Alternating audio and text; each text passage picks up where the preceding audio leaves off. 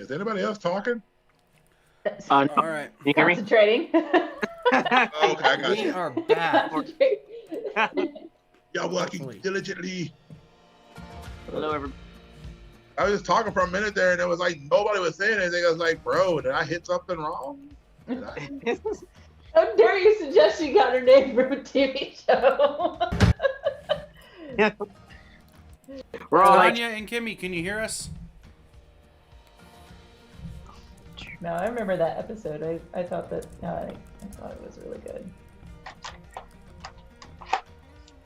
oh, At least she didn't get her name from That's So Raven, because that would have been a totally different kind of on the nose situation. Right?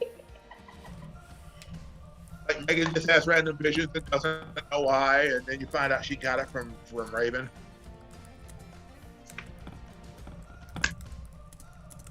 I remember that show.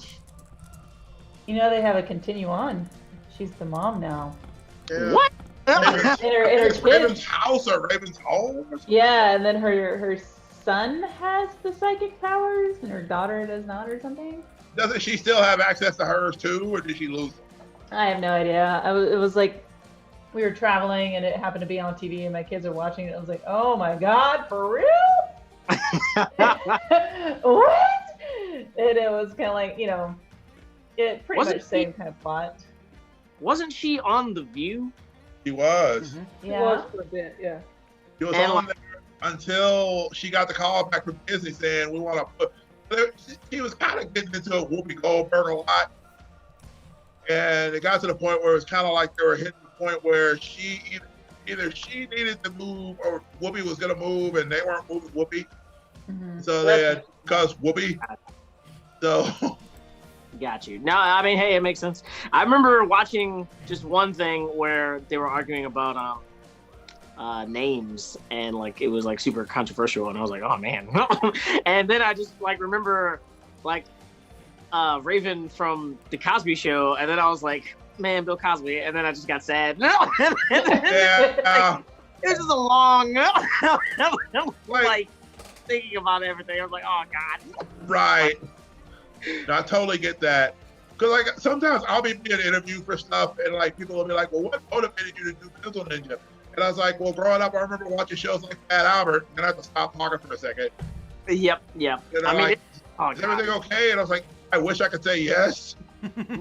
I mean, what's his name? Dave Chappelle said it perfectly. He was like, it's like you love chocolate ice cream, but then you find out that chocolate ice cream was doing all these horrible things, and you'd be like, man, I don't want chocolate ice cream to be evil. I'm Right. like, what? I still love chocolate ice cream. Like,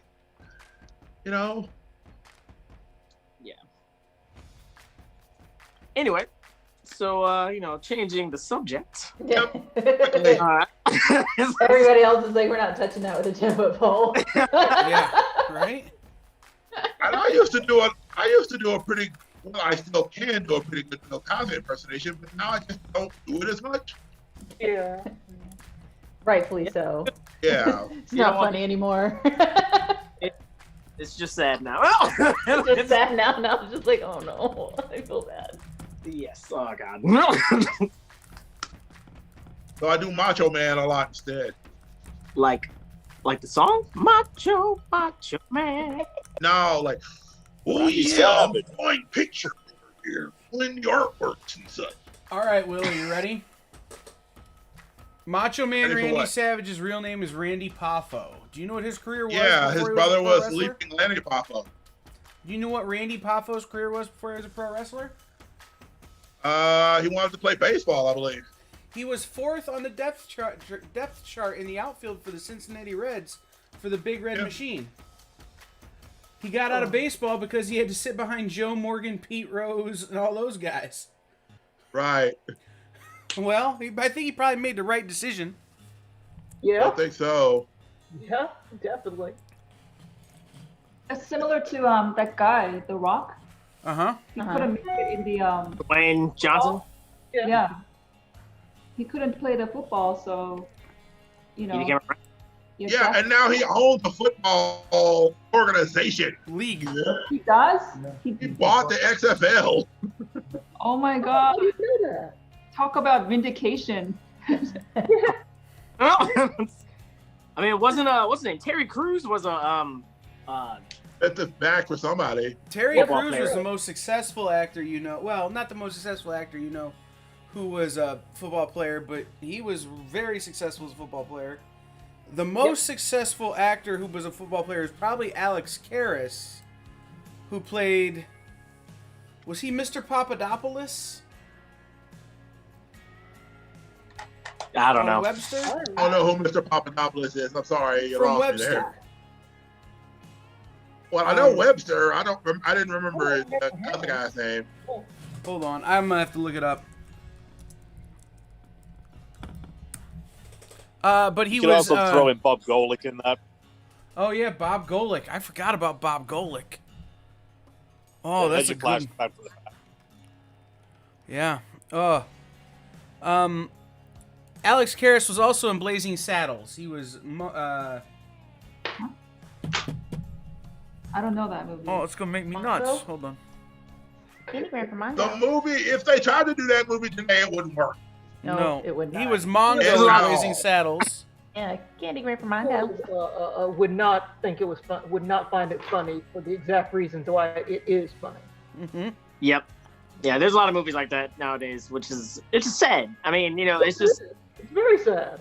like I mean, I get it. I understand there are some people that are just gonna, be outraged. I was talking to my wife about this the other day. We were talking about cancel culture, and like I get it. I understand. There are definitely some things that are, probably shouldn't have been created at the time, but at the same time, they were funny back then. I mean, they still probably funny to somebody now. I mean, Well, I It's mean, just you matter think about it. certain If you audience. tried to do Archie Bunker or the Jeffersons today, it wouldn't work either. Oh. Yeah. Probably not. Oh God, Archie. Probably not. Well, have you guys I mean, it's seen the live in front of a studio audience? I love those. NBC does. Mm-hmm. Yep. Is it Jimmy Kimmel or it's one of those two nighttime guys? I think it's Jimmy Kimmel that does that, right? With the guy who wrote them originally. Well, no, they're reproducing classic episodes of All in the Family and Jeffersons and Yeah. I did not know that. Good Times. Hulu. Has anybody watched the new Fuller House? Nope. I have not. I liked that. I've not seen it, but like I always had a question. Like, do they have like a laugh track, or like are they, in front of a studio audience, or? It's a real live audience, from what I understand, and they just wrapped their last season. But yeah, it wasn't the 80s canned laugh. Interesting. Yeah, There's- I haven't. But I Good. remember I used to love that. There's a guy on YouTube that I don't know which company it is, but he can identify which production company made the show based on the canned laugh Oh wow. because they're each unique. Right. Now, speaking of canned laugh, I'm kind of interested now in the reboot of Saved by the Bell. Oh, Lord. Yeah, I heard about that. I know there was a thing because I don't think that they invited Lark Voorhees back, who of course was Lisa Turtle. Yeah. And so there's a lot of controversy because of them not bringing her back. For they never did advise why they weren't bringing her back. They just basically said we're not doing it. Well, she didn't want to Did come she back end up for any going of down a the. pretty dark path? Is She she the ended one? up going down a pretty bad area, right? I thought she had some like major life troubles. No, Well, she did that for a was while Screech. back, but she Yeah, And there's Screech. Showgirls. That was always. that was Elizabeth. That was know. Elizabeth Berkley. Yeah. She's actually on the reboot, so No, Elizabeth Berkley had her problems, but then Screech, is in prison. Yeah, he went off the Oh. deep end. Yeah, what? Yeah. Well, Mhm. didn't he do the same thing as what's his face from Transformers? Oh, guy in Michael Holds Cooper? as well. Shia LaBeouf. Shia LaBeouf. Yes, yes. I don't know Basically about went that. crazy. But Screech Wait. went off the deep end and got into Child adult with film acting. I And remember then that. Lark Voorhees had some problems, but she just wouldn't come back for like the Saved by the Bell, the college years, and that kind of stuff. She wasn't. So they decided not to bring her back for this new one. But she's not the only. Like, there's a lot of them that won't be back, like, much. I don't think Mario Lopez is going to be in it a ton.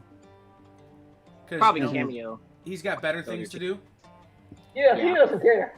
Like everything else he does. He definitely was the one that benefited the most from that show. So he's still technically relevant today. Well, I will say this: the guy who played Zach Morris, like Gosler. I watched the show. I can't remember the name of the show. It was on Fox. I think they only did one season. It's the one where the little girl, like, she's like, her body is producing this weird enzyme that's basically making her like a zombie, but she's like beyond her power level, beyond the others. Like, she's the strongest of them all, but she's young, so she doesn't understand quite how to control everything. Oh, Z. I think it's called the Zombie TV series, right? It's called. I'm looking for it. Hang on. Let's see. Remember you watched it like crazy all the time? Are you sure that's Mark Paul Gosselaar and not the dude from Dawson's Creek? Oh, it's definitely Mark Paul. Because when I Jason saw his Bateman face, began I on was thing sitting there with him, going, so. like, what the heck? Because I was like, is that Zach Morris? And then, like, because he did other series, of course, beforehand. But, man, I'm telling you, when he was in an FX series, he He did was a actually good really job. down to work. And then he's been, it was a vampire thing is what it was. What's The Passage? It was based on a book. And so this little girl, like, realizes she's the most powerful out of all of them because she has abilities that the other vampires don't have. And so it's like the vampires that are there are trying to control her because they know she's more powerful than they are. And unlike them, they're in adult bodies that don't burn out quicker. Is she a Whereas vampire? her body continually adapts as it's growing. So she's a vampire? Yeah, I said zombies instead. I misspoke. That's still supernatural. Do you guys remember that one show? It was on Nickelodeon a really long time ago, and there was this girl that could turn into like this silver goo. Yes. What Yes. was it called? Do you remember? Oh, No. geez, yeah, that. Silver Goo Girl. No. Silver Goo Girl. That sounds right. Sounds The about Oh other- man. Sounds like an Was 80s like- commercial. right. I'm about to say, that sounds like a Crystal Light commercial I where had the a crush. kids would start drinking the little package, and then all of a sudden they just turn into silver goo and fly around all over the place. Oh my god, I remember that. Yes. It was so weird. Alex Mack. There you go. Yes. Oh, yeah. Alien one, yeah, I remember that. Alex Mack. I've heard of it, but I never actually saw it. I had the biggest crush on the girl who played Alex Mack. Me too. Yes. He I was the like, ultimate dweeb, man. I was like, oh wow, something's happening. Right. So this Okay. is where I'm going to show my age. It was more Clarissa Explains It All for me. I remember that show. Oh, And every yeah. time, What's the joke? Or what was- Clarissa, definitely. what was the guy's name whenever he'd come in the window and it'd do that weird guitar Oh, riff yeah. every time he came in? Damn. Doop, Yes. doop, doop, Every time. And I'm like, he's crawling in and out her window. I would be pissed if I was her parents. Well, that's okay. It could be worse. I mean, you could be Brother Man from the Martin series. Uh-huh. Brother Man would just show up out of anywhere. Brother man. Brother Man. Martin Lawrence would be sitting at the top. Brother Man, what you doing in my house? You know, at the top, getting some grub. Decided to come by and say, hey. And then he just walk out the front door. Oh my Or God, I sometimes he'd walk remember back that. out the window. He'd drop in. Okay, bye. Yep, pretty much. All right, I think I'm almost done with Finn. Oh, nice. Ben with a saber saw. Yes, Saber Saw. Saber Looking saw pretty Finn. dope, man. I gotta add some more highlights, and then I think I might add like a sound effect or something in the background. It's like Kylo Ren sitting there. You don't understand the power of the dark side. You don't understand the power of my chainsaw. Actually, Kylo Ren's just in the background, like, I give up. I'm good. Never mind, bro. Is that? one of the, It's like never mind. Like that would have changed the whole course of the movie. He'd have just been like, "Oh, she's not worth it to me to die by this chainsaw. You can have her." Done. Like, oh, I'm just kidding. Psych. I wish they actually had a dialogue together, Kylo and Finn. That would be nice. Yeah, that would be neat. I think they just had a bunch of grunting from when they were lightsaber fighting that one time. It wasn't a very long conversation.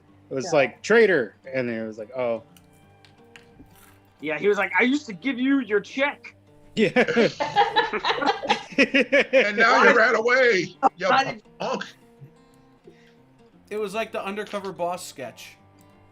Yeah. Oh, that Yeah. was great. Yes, yes. Nick from That IT. sketch was really good. That was hilarious. Oh my god, what do you guys think of Kylo Ren? He's like really cool. I love how like some of the people around him are like, "Yeah, I'm pretty sure he's Kylo Ren. Like I'm pretty sure he's him." And then I'd be like, That's just "Oh, Kylo you Ren. know, he's like force choking people." And that one Yeah. dude friends with him, so that way, like, pay for my wife for something like that. Hmm. Oh man, I was actually hilarious. pretty impressed with comedic timing when he did that sketch. Yeah, for He sure. did really well. Well, especially if you didn't know him from his stuff before Star Wars. Right. You know, if I you was knew gonna him from The mention that. Girls and some of those other things where he had done some of that comedy stuff, it was like, oh, okay. I could see this. It's better than I thought it would be, but I could see it. But Have you guys seen John Oliver? And every time he talks about that to you, like I'm the only one that thinks that's hilarious. no. It's like super uncomfortable. Like, it's so funny. Oh my god. Calls him a stallion and like all this other stuff. Can anybody hear me? I'm just talking to Oh myself. yeah, we're just chilling. Oh yeah. You know who's a huge Star Wars fan that you wouldn't... it makes total sense, but you wouldn't think about it, is Donald Faison from Scrubs and Clueless. Yeah. Mhm. You know, one of the coolest Donald podcasts Faison. that out there now is him and Zach Braff do a podcast called Two Fake Doctors. Fake Doctors, Where they Real basically, Friends. yeah, it's Fake Doctors, Real Friends. Where they basically go in and they talk about each episode of Scrubs. It's great. Mm-hmm. I wouldn't Yeah. mind sitting around and just talking about literally every episode of Scrubs ever made. I've been wanting to listen to the Anchorman, Ron Burgundy, Oh god, yeah, that one's pretty funny.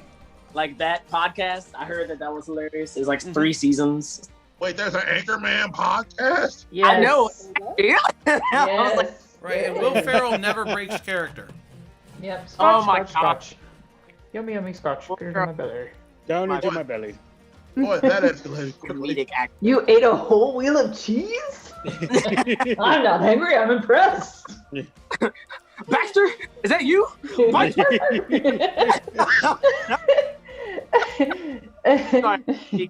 When my husband and I are like, trying to be stupid, we'll be like, come into my office. It has furniture of rich mahogany.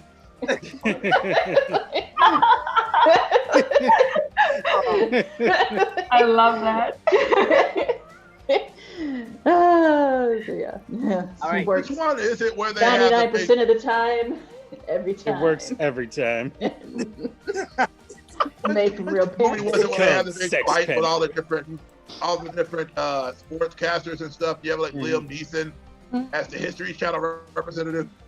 Hmm. Like Kanye's part of the MTV crew. And Yeah, the Spanish channel. We are from the Spanish translation channel. I love it. I love it. Oh. Oh, it was awesome. One of no the hit, things no that hit to the face. Okay, we all agree. No hit to the Yeah, of face. course. Yeah, oh yeah. One of the big things that my older brother would always like point out is on the DVD menu that scene when Jack Black comes and he kicks Baxter off of the bridge. Mhm. The name of that scene on the DVD is titled "Bad Man Boots Baxter," and he would point that out every time. I was like, "This is the scene where the bad man boots Baxter." That movie is just stupid funny. Watch It that movie. is. It's so. I love Lamp. I love Lamp. I love Lamp. Hey, do you want to come to the pants party? I've used that on multiple occasions. I was so like, I'm gonna have a pants party. Oh God. The next Just time invite we go to a people. bar, So I'm just gonna go over. You want to come to the pants party? I'll just have a Facebook invite and just have like a whole bunch of people. It'll be like, we're having a pants party. Yes. Are you trying to say there's a party in your pants? Yes. Would you like to go to the pants party? I love Lamp. I love Lamp. I love Lamp. That's the password to get in. That's right. Yes, yes. It's the only way you can get in. Sir, you have a massive erection. It's an illusion. It's an illusion of the pants. Oh my god. That is some classic Farrell right there. It is. It is them just being total idiots. And having If you're a fun with it. baseball fan, there's a Will Ferrell documentary on HBO where he signed minor league contracts with like 6 different teams. Huh. But they were all Really? for one day. And he played for all of them in one day. What? Like, yeah. That sounds incredible. Well, because like Did you out in guys Arizona watch during the spring between- training, they you could pull it off because there's so many parks so close together. But like he'd play for the Yankees for 3 innings, then he'd change teams and play for the Padres for 3 innings. But they're playing each other, so he'd just walk across the diamond. Wait, this is a Netflix or It's on HBO. okay? No, It's probably on Between Two HBO Ferns was Max pretty funny. now. My headset Yeah, just fell HBO out, so I Max. can't actually hear you. I don't All know right, where it I think I'm went. done. Give my signature, like always. That was awesome. Thanks. So mad. That's Looks still amazing. really nice. Everybody's doing so good. Thank you for your encouragement, Jingles. Of course. All I'm right. like Will's #1 fan. Oh god. We'll see if I can draw one more, and then I'm probably gonna go because my wife is home and I'm ignoring her, and I feel really bad. So, like, Fair enough. I don't want you in trouble. Wouldn't want a convention to be the cause of some sort of dispute at the home. Well, I don't think it would. She's amazing, but at the same time, I want to eat too. Yeah. That's why I took my time to just like eat real quick, and I'll hop back in. I think I'll wait for the next prompt. I'm I'ma draw- switching from digital to analog. I'll draw my character, Stud Hammer. He's a stud. Dudley boy.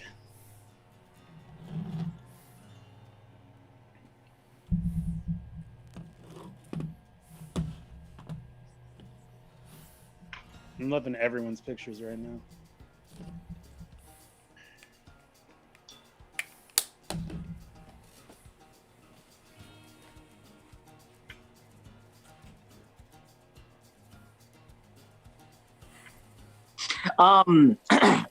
After all of this, like, can I like send these to you, like the 2 that I drew, or this one as well, or like how do I? Like, we were doing this for a charity, right? Like, Yes. Charity auction. so like, do I like scan it? And Is it going to? That's definitely a cow question. Did he run off? Yeah, I don't see him in the in the chat anymore. All right, never Come mind. back to us, Kyle. Which What charity is it going to? I'm sorry? Hold on, here he comes. hello? There we go. Hello. You back? Yeah, I'm back. I can hear you again. What charity is this going to? Insider art. Inside. Um, Inside. Oh, okay.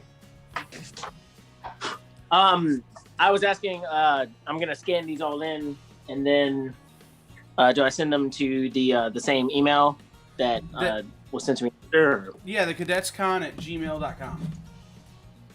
Okay. Yeah. Cool. I think that's what I saw on the website. Can we just send in a digital file? If you just send me a high-res photo, that way we can get it up on the eBay. And then I think we send it to the recipient. Okay, got it. And then we'll get you the shipping funds so you can send it out. Mm-hmm. Okay. Well, I hope for many successes. Thanks. Yes. It's gonna be. I think people are gonna really dig it. You know, art auctions always do real well Mm-hmm. because I mean, how often do you get a chance to buy a piece of art from an artist, and then at the same time, how many times does that art go to benefit a charity, that could really use it right now, like Insider Art can? Right. Exactly. Can you explain a little bit more of what Insider Art does? I can, but only if I pull up their website. Can you pull up their mission statement, please? Yes. Well, if I'm you just want, I can curious. kind of start on that while you're doing that. That way it's not the total kind of dead air. Yeah, no, Miss Jen is, obviously, this is her show. So she, Insider Art is a thing that's very important to her. And so, when she picked the charity, I started learning about it. Insider Art is a comic book anthology that is to benefit non-gender binary creators and people in comics. Uh-huh. Over 100 female and non-binary comic book creators from around the world raising money for female and non-binary comic retailers who have been hit hard by the COVID-19 pandemic. Okay. That sucks, but awesome. Okay. Sucks that awesome. That obviously sucks. That we have to raise Awesome. money for these people. Like we would like them just to be rolling in it. Scrooge McDuck For style. sure. I envisioned a pool of coins that I could, jump into when I was older, but unfortunately that has not happened yet. So Right. And I will have to say my girls are watching DuckTales, the reboot. Oh my gosh, the new DuckTales is so Whoa. good. It is I love hilarious, but I love it. They're like, I didn't know you could swim in money. Yeah, exactly. Apparently he can. I Right. was discussing with our friend Will here about how deep they go with this show. Like obviously it's the new show and it's a reboot to an old series and stuff like that. But how deep they get into the origins of the whole thing, because they got classics like Flintheart Glomgold back again, just an old mean Scottish guy that is trying to be the richest duck in the world like Scrooge is. But they have a whole episode dedicated to show his actual origins, because in the original comic he wasn't Scottish, he was South African. Right. And they have a whole episode where they show that this Flintheart Glomgold isn't actually Scottish, but is in fact South African. And they explain how as a child he felt stiffed by Scrooge McDuck and vowed to be better than Scrooge. And it tried to be better than Scrooge in every way, including being more Scottish than Scrooge McDuck. I don't think it's That's possible. David Tennant. I don't know this. And David Tennant's voicing Scrooge McDuck, and it's great.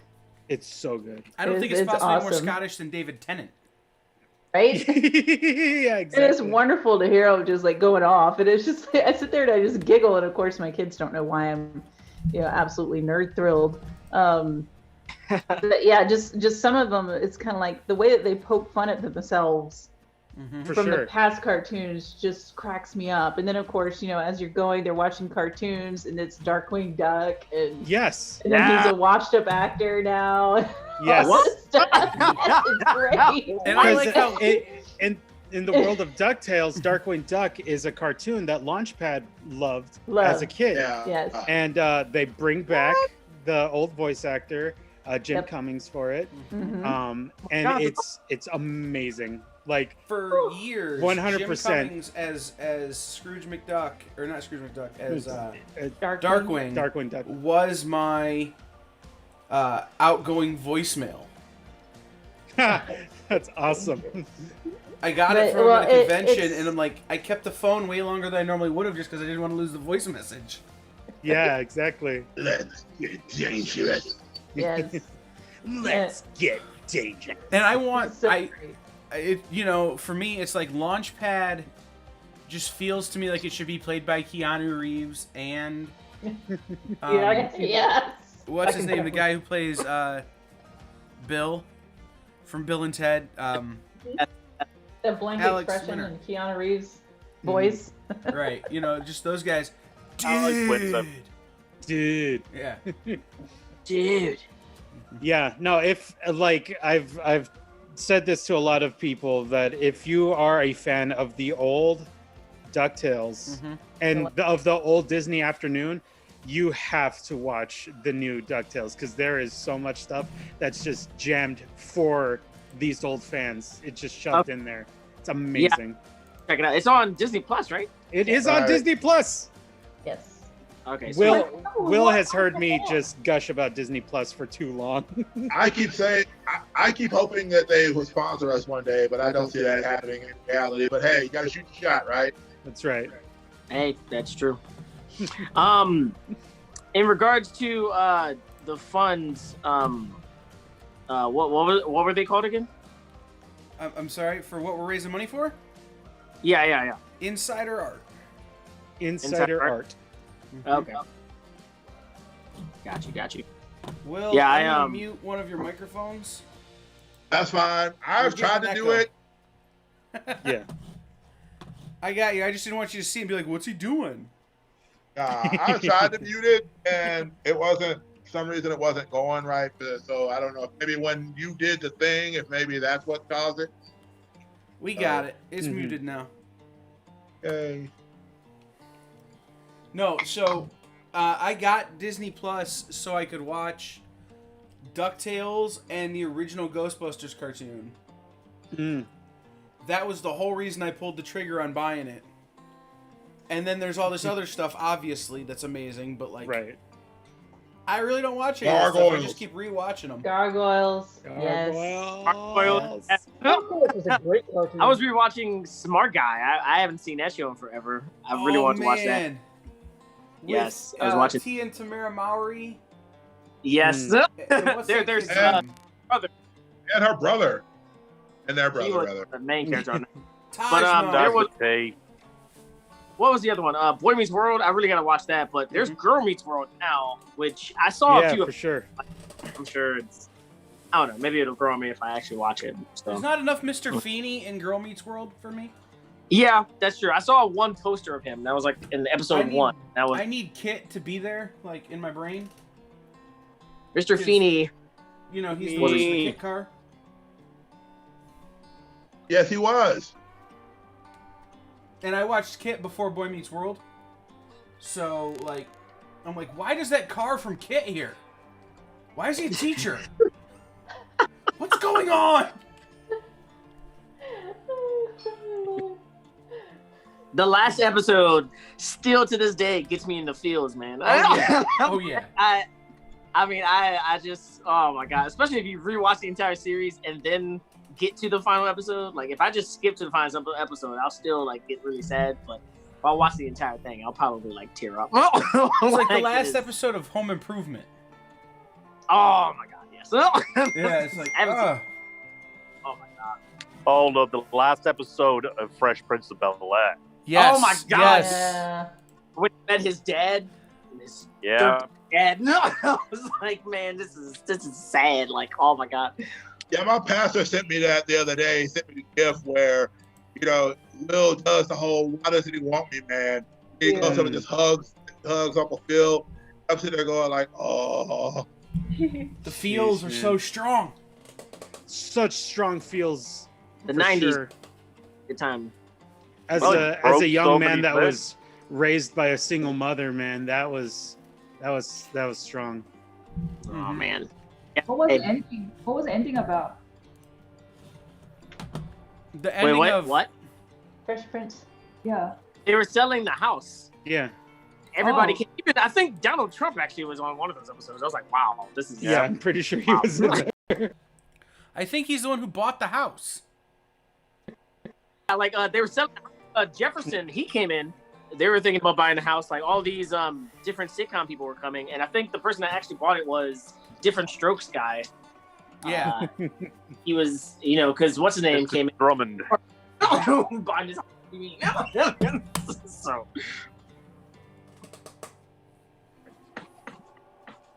All right, this is my character. That's His name is- awesome. He is from my series Hammer. It's from Saturday AM. You can actually download the Saturday AM app and check him out.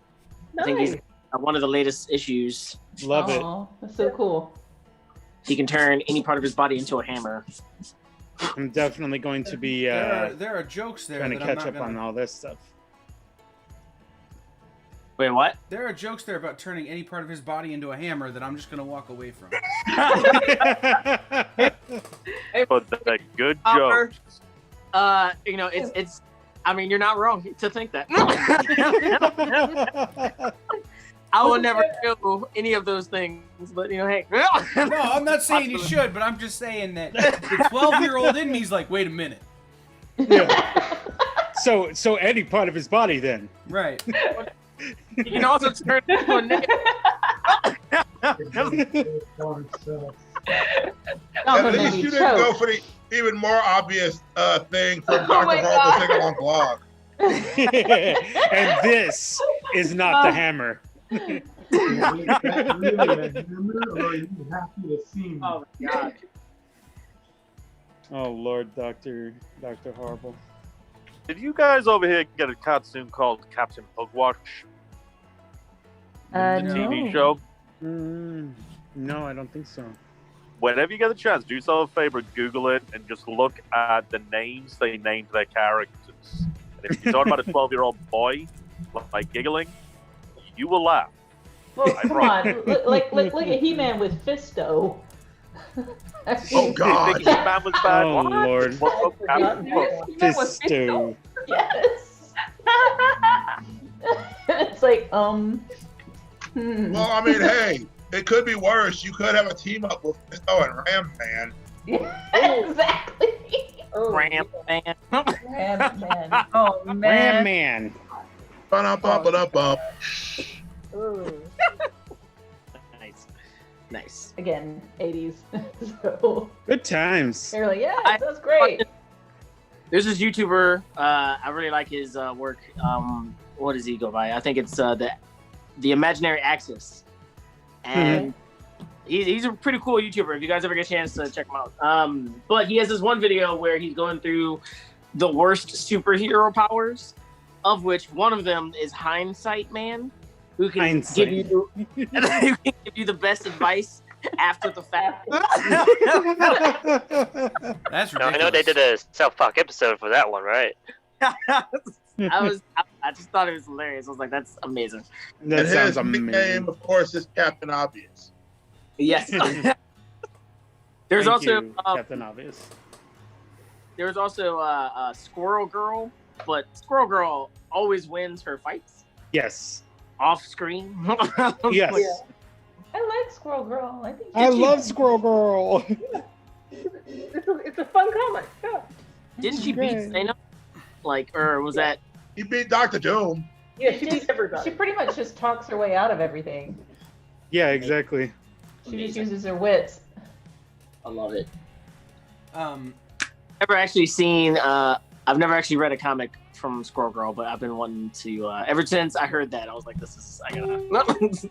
She was one of the few comics that I could get for my daughter when she was around 5 years old that was age appropriate, that she could look at and enjoy. Like, she loved Batgirl because my oldest has red hair, so she immediately was a Batgirl fan. And then it's like I couldn't find any Batgirl stuff that was age appropriate Right. at the time. And so Squirrel Girl was a Struggle. good substitute. And then, of course, my daughter had, like, as she got older, she cut her hair real short, so she was perfect, and dressed up as Squirrel Girl for Dragon Con a couple years ago. It was really cute.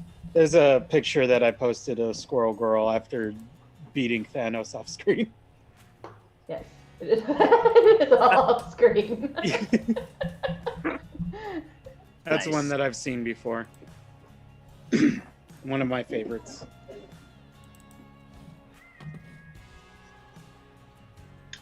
Congratulations, Squirrel Girl. By defeating Thanos, you have saved the entire universe. I wish I could have helped, but as a watcher, I am forbidden to interfere.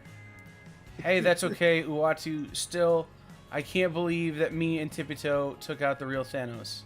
Yes, Squirrel Girl, with my cosmic senses, I can confirm that he is, in fact, the one true Thanos and not a robot clone, or... Yeah, Lord. That's the real one. You yeah, did it. Real Thanos. I promise. Amazing. All I got to say in response to that is that Aunt May was Herald of Galactus and fed him some sort of cosmic wheat cake that looked like a Twinkie. But again, they couldn't call it a Twinkie because they got a cease and desist from Marvel. 100%. And they couldn't call it a Twinkie. Yeah. Which I'm like, but you have hostess ads. So basically, Aunt May just poisoned him? No, fed him. He was filled with the wheat cake that she made. And then he just decided to leave the Earth alone. Yeah, Yeah, he she didn't made want to a attack the Earth because Twinkies are so powerful. awesome. Yeah. Aww. She killed him with kindness. Yep. So we were talking She was about bad known- superheroes. The first time I met As Craig the golden Yo, oldie. That was her actual help. That was her. Okay, no, go ahead. oh, okay. So the first time I met Craig Yo, he was putting together an anthology of the worst superheroes ever. And they were things like, you know, it was like Powdered Toast Man, only less cool. Yeah. It was like Narcoleptic Man and That's hilarious. other things like that. And I thought him and Dirk Wood are telling me this like it's, you know, super important. Then I realized that the day I met them was also 420. And that they were just pulling my dear. leg the whole time. That's amazing. The guys from IDW were just like, here, we're going to just go with it and we're going to, you know, we're going to see how long this gullible kid who's new to the industry is going to believe us. Did you know that season 4, episode 20 of SpongeBob is called The Best Day Ever? I didn't. Oh, did not we know do that. now. But Actually, that's doesn't amazing. surprise me though. I was like, that's Wonder awesome. why that is. The more you know. Ding, ding, ding. Imagination. Yes. I'm ready. Did you guys see the anime? The SpongeBob anime? No, it was getting passed around a lot in the different servers that I'm a part of, for sure. Though somebody really wants me to watch it. It was okay. I mean, you know, it was pretty cool. I recommend it. It's like, I think 11 minutes, maybe 12, like that. Mhm. Typical tropey anime, so it has all the tropes. Right. But it was interesting. It was funny because of like them obviously doing all the tropes. Like they Mhm. weren't trying. So I think that's the reason why it was hilarious. But Right. I would totally recommend it for sure. If you're watching I us just on couldn't get over YouTube, how- shout out and say hey. Yes, please. Let us know you're here Wanna so know. we can talk to you. I know Amanda's here. She hasn't said anything since we were talking about Anchorman way back when, but like I Oh, said, here, shout out actually, and say I hey will- in YouTube if you're here. I will share this in one of the servers that I'm a part of. If they go to cadetscon.com and it's not working, just have them click the link in the middle and it'll redirect to the YouTube page. As it turns out, there is a problem with the Flash embed code. And shy of tearing the whole site down and rewriting it all. Not much I can do right now. That stinks. Hey, but we Tomorrow's learned- gonna be. Yep. Tomorrow's Like, is the entire con? It's gonna be like a Zoom call, or is it like? So it's in different? StreamYard, which is Okay. a little closer to OBS than Zoom. Oh, okay. But it's got even more graphic capabilities. Tomorrow, everything will run a lot smoother than it has tonight, if only because StreamYard is incredibly simple. Okay. Sounds cool. Sounds cool. Sounds It cool. doesn't use Flash though, correct? What? It doesn't use Flash plugins. It does, but because of the way it sends things, it doesn't matter. It's not a God bless it though. It's a RTMP server rather than just a straight feed. Alrighty. I'm so glad that Oscar decided to go with Godzilla. Right? Yeah, I'm liking this one much better than Yeah, trying to draw the Godzilla. fin. The fin was cool though. I liked it. Yeah. Yeah, but then I got through like ink it, and then I was like, well, I can't really tell if it's like a lightsaber chainsaw if I don't color it in. So That's fair. I think I may have to be bidding on this one myself. I mean, that Godzilla's pretty sick. Yeah. So he's wearing a There we proton go. We're pack. getting some people in here. I just learned a wonderful Harold Ramis story that every year for Halloween, Harold Ramis would. What up, Swirly? Harold Ramis would dress up in his costume from Ghostbusters to hand out candy in his neighborhood. Oh, That's Awesome. that's a sweet guy. That's amazing. Swirly is a friend of mine, by the way. Oh, nice. Awesome. He you also for joining You know directed. what else Swirly. is excited that I am about the new Ghostbusters? Yeah. I'll be honest. That's been the most significant bummer of COVID that I had to wait for Ghostbusters. Yeah. Mm-hmm. We did an episode on the podcast where we talked about the trailer for it. And we didn't realize at the time what was going to happen. And so we were kind of like, really excited about this. I really want to see it. And then everything went down. It was like, and yeah. I Yeah, just it's seen that first Ecto 1. Mm-hmm. By the way, if you want to go to your local Walmart, they do have some cars and Hot Wheels things. One of them is an Ecto 1. They also repainted the did another version of the Mystery Machine along with the DeLorean from Back to the Future. Oh, if I get a minivan, I'm painting it like a mystery machine. Like, you're hitting all my favorites. The only thing you're missing is Big Trouble in Little China. I mean, you've hit 3 of my favorites already. Well, I mean, I don't think I saw that one there, but don't worry. I'm sure somebody's done the vehicle for it. Mm-hmm. Pork Chop Express. I love that movie's so awesome.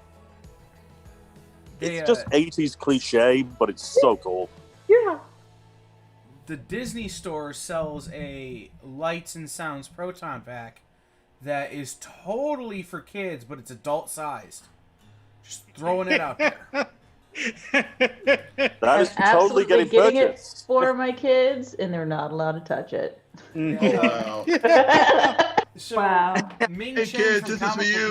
Men sent Happy me the link, birthday. and he And goes, just be like, so can we go play with this? It's like, nope, sure can't. Nope. Ever. Although at Dragon Con, we've got battle ready lightsabers. Mhm. And we got small ones for the kids, and we totally go out in the front of our bougie neighborhood where it's really dark and have lightsaber battles in the street. That sounds amazing. It's so much My fun. type of neighborhood. And they're like, "What are you guys doing?" We're like, "Oh, just some aggression." So it's cheaper in therapy. Gotta work some things out. Mm-hmm. I have a saber from CustomSaberShop.com. I was going to say, my Ooh. lightsabers definitely don't want to be using outside. A little bit on the expensive side. Swirly, ours- we hate ours that were Dragon the Con was mystery canceled pack. too, man. Yeah. That's a super bummer. Yeah, so many things got just canceled. Like, it's such a bummer. Mm-hmm. This year, The last show I had booked just canceled this week. damn. I was talking to somebody, and they were saying that the reason why 2020 is so bad is because somebody went back in time to try to fix something, and every time they come back, it's worse. So they keep on going back. And it's worse. the worst. That's why they had that gigantic sandstorm. And like, the Hornets, they got rid of the Hornets, but then the sandstorm came, and then Right. What you're telling me is blame Barry Allen. Oh, I mean, No, I it feel is like Barry. we can blame That's Barry Allen for a lot of stuff already. Like, I was talking with a good friend of mine, and he's like the biggest Flash fan that I know. And I was just all like, so, Barry Allen, like, why does he keep messing things up, man? And he was all like, we pretty much agreed, like, we just want Wally West to just be in charge of everything from now on. Yeah, but what they've been doing with Wally West in the comics, I don't know that I want that, because now he's been empowered by the power of Dr. Manhattan. Yeah, I don't know about that, man. I was just referring to like Justice League Wally West. How he was like, the best dude ever. I'm just saying 2020 is a Wally West problem. Barry doesn't cause this. Wally West causes this. This is Wally West's thing. Okay. You know what? I believe it. I believe it. You know what? I can't even disagree. I want to disagree, but I can't. Right? It's true. I mean, because here's the thing. Wally West is the reason the New 52 stopped existing. He's the reason it existed in the first place, because he messed with Dr. Manhattan. It's like, Wally just needs to sit on his hands. Barry was the one that caused the New 52 to happen. Who? Barry Allen. Yeah, that was Flashpoint. Yeah, Flashpoint. That was Barry. That's such a good movie, man. See, I mean, DC makes really good animated movies. That movie was pretty great. It was awesome. Even the last one they did that ended wind the Ron current. Singin in the very beginning. In the first 5 minutes, he made a Ron Singin with his hand, and he threw it at somebody. I was like, this is amazing.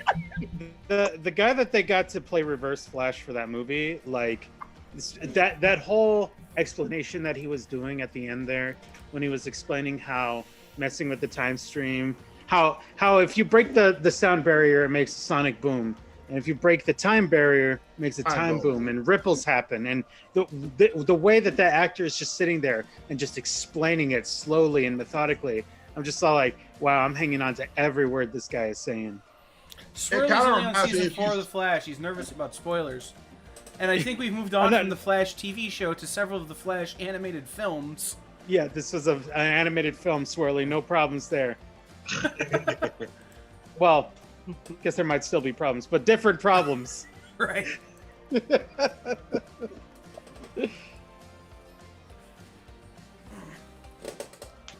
So I'm going through and I'm spotlighting each of your work.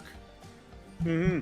And I'm hitting up the stream just to make sure that it's still running smoothly and it's looking good on this end here. Yeah, no, I'm listening to you guys in my right ear, and in my left ear I'm listening to the stream audio output. Uh-huh. And it's about 15 seconds behind, so it's really fun. Throwing you off. I'll have a headache in about 25 minutes. Yeah, but absolutely. I have a time delay headache. When I worked in radio, I had to learn to listen to 2 or 3 conversations at a time. The problem is they don't teach you how to not get a headache from doing that. Mm-hmm. Because when you produce live sports, you're listening for, especially in a sport like hockey where it could be nothing for so long, or soccer, you're listening for an event to happen, but you're also talking to the hosts in their ears, and there might be other people in the studio, so you've got to listen to all 3 things at the same time, but you always get a headache. Jeez. I don't think I could do that. Like, I would be too annoyed after a while. Also, Then again, I'm sure with all the money that I'd be getting, I'd be able to afford some ibuprofen. It's radio, so you're making $0. Oh, okay, but never mind. I'd be okay with that. That's not something.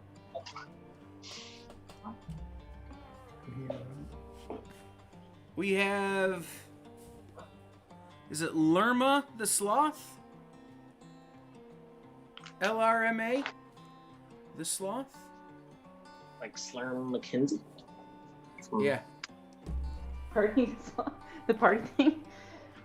The party Slurm, yeah. Party snail. That's what it is. Sorry, I totally brain farted. I was like, wait a minute. I know what he says. I know his catchphrase, but I can't remember his name. He's like, McKenzie. Wild whistle.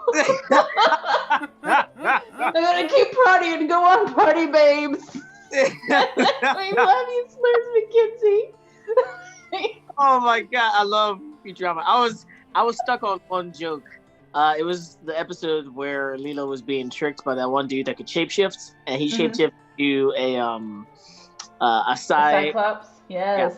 Yeah. And Fry eventually goes to prison, and he's talking to Lila, and he's like, I mean, I feel like an animal. I'm just letting my droppings fall wherever I go. And then she's like, animals go in the corner. He's like, the corner. Oh my god, why did I think of this? I think that should, and then of course their nod to Married with Children was hilarious. Yes. Like this, I love Futurama. It's the best. Every time I watch Futurama, every time I get back into it, I have to start with the Death by Snoo episode. Oh god. They're smiling and yet afraid, and smiling and afraid. The spirit is willing, but the flesh is bruised and spongy. Zap Brannigan, oh my gosh. Was some champagne. Pronounced. Oh god! I love that show so much. Kif, inform the men I've mated with a woman. So this is a little rabbit, and he's wearing a Godzilla outfit with he couldn't make up his mind what he wanted to be. So. Oh wow, that's so cute. The Godzilla costume. That's so cute. What he wants to be Halloween. So, there you go. Oh my god. And you put that next to the Constantine rabbit. I like that. That looks really cool. Very cute one, and a very attitude-y one. I love it. They're amazing. I love them. They remind me of Alice in Wonderland style. Aw, thanks. I'm still trying to figure out watercolors. You're doing a good job. Yeah, it's taken me like 3 years to get here. So me and watercolors, we've had an uphill battle. I get mad at it, but it took me a long time to realize let the paint dry. I was there's this one guy on YouTube that redraws what his son draws. But he's like he was. Yes. You know what I'm talking about? I've seen him. Oh yeah, that guy is amazing. Yeah, I love that dude, man. I mean, it's so cute. They're so awesome. That's one reason why I really want my child, whenever I have one, to love art. It's the only reason why I'm having kids. Draw things for me. It's like, come You'll on. have a refrigerator just to hold your art, kiddo. It'll be fine. Neil M is all about that Godzilla costume on that bunny. Oh, yay! It's really funny because what I'll do is a lot of times with my discards, I'll give them to my kids and I'll let them color on them and play and, figure things out. And some of the color choices that they come up with is just so cool. And I'm like, I'm going to steal this idea.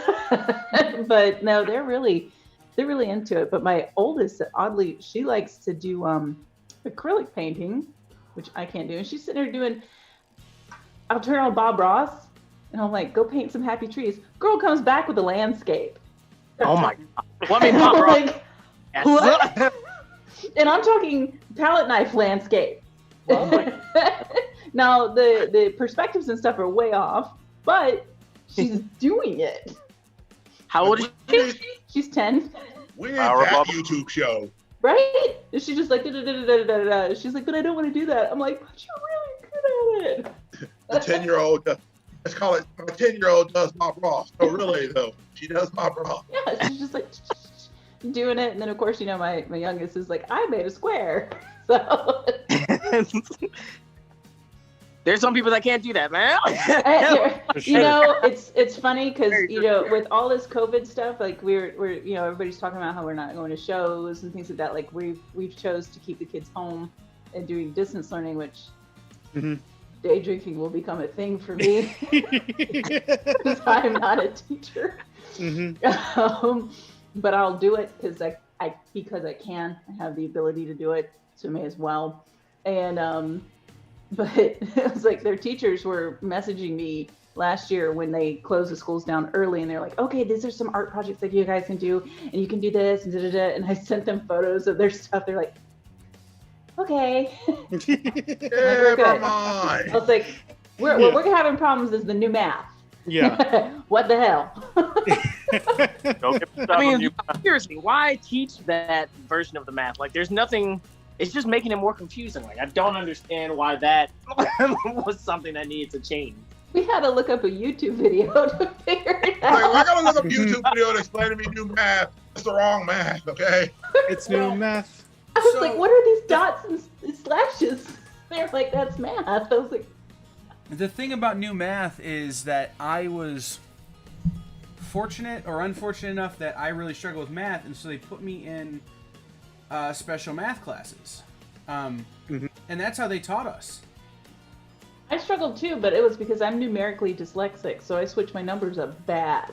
Mine was I'm just not good at things that are theoretical or, you know, like if you hand me 5 things and tell me to divide it by 5, I can do that. If you hand me a random number of things and tell me to divide it by 5, I can do that, but I need to hold the things. Right. Gotcha. So when they started teaching the new math when I was in school, it actually helped me a lot because I can count to 10 as many times as I need to, and then so I've got to multiply this thing this many times. Well, I can count to 10 that many times. Yeah, but did you have to like take the formula and then bubble it and bring it to the side and then bubble it and bring it to the other side? Yeah. Okay, yeah, they were doing it. I'm like. Right, it's my friend's parents who are like, I can't handle this new math. I'm like, just send them over. Just Zoom me and I'll help you. I give them to my husband because he's good at math. I'm like, you do. I'll get everything else. You do math. Right. He's good at math. He's good at math. Yeah, there are some books at Walmart that I saw like today when I was in there, and one of them was called Everything You Need to Know About Math. And I'm sitting there looking at it and I'm going, yeah, that book's a little bit too thin for me to believe it's everything I need to know. No, that's all math ever right there. Remember when our parents would be like, you won't be carrying around a calculator? I'm like, that was untrue. 100%. Totally lied, Mom. One of my what's favorite. funnier is when you're at the grocery store and the cashier pulls out their cell phone and starts trying to figure out stuff. Oh, yes. One of my favorite things to say to my coworkers or friends or whatever is when somebody will be like asking a question, like for example, would be like, man, what's the population of like Connecticut or whatever? Hold on, Jay. And I'll just turn to them and I'll just be like, man, I wish I had some sort of handheld device that had all the information of the world on it that I could just hold in my hand and look at whenever I need to. Oh wait, it's this. But then all of a sudden you just hear Jingles Rascal going next to the time, Google machine. So next time you machine. get that sarcasm going, next time get the old brick Nokia phone. Yeah, exactly. There you go. Well, I think I'm done. That looks so good, Jay. Thanks, I love Scott. it. I appreciate it. Mog, that was wonderful. Awesome. It's great having you on for this whole thing. Yeah, it was fun. You know, I'm gonna be here tomorrow, I believe. You know, this is the other one I did. Just go through them all, and of course, you know, Princess Peach. That's a great peach. I love that peach. But yeah, you know, this is really fun. Let me see if I can turn my camera around. Oh snap! Hey.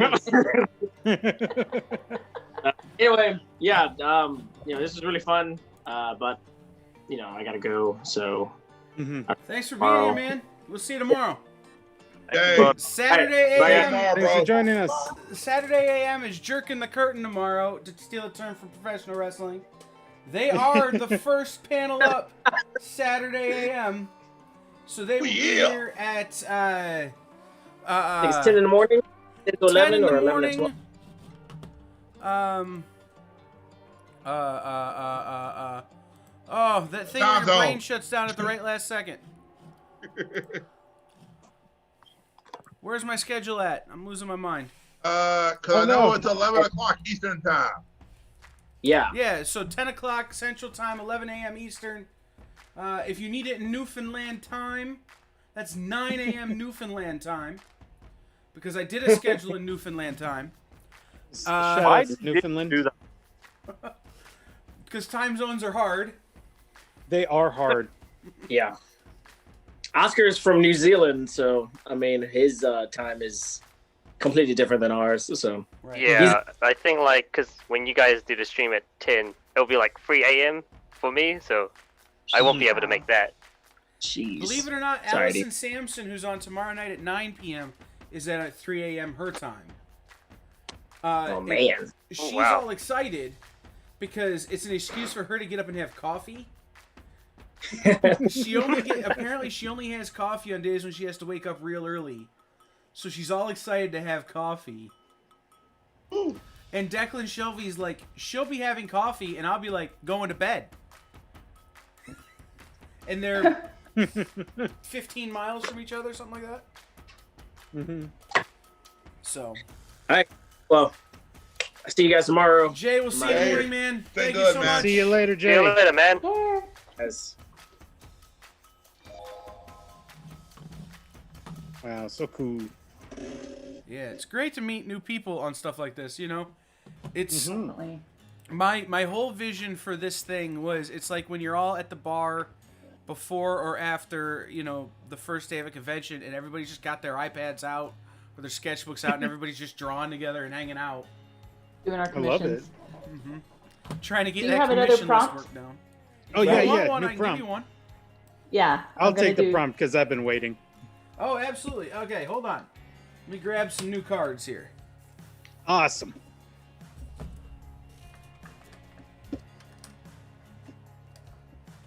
Let's try to Okay. finish this up, then I'll jump on a prompt myself. Oh, no. Oh, no. Oh, no. This one's going to be super fun. All I can right. just tell from who the character is. I'll type it out. Grumpy Cat. Um...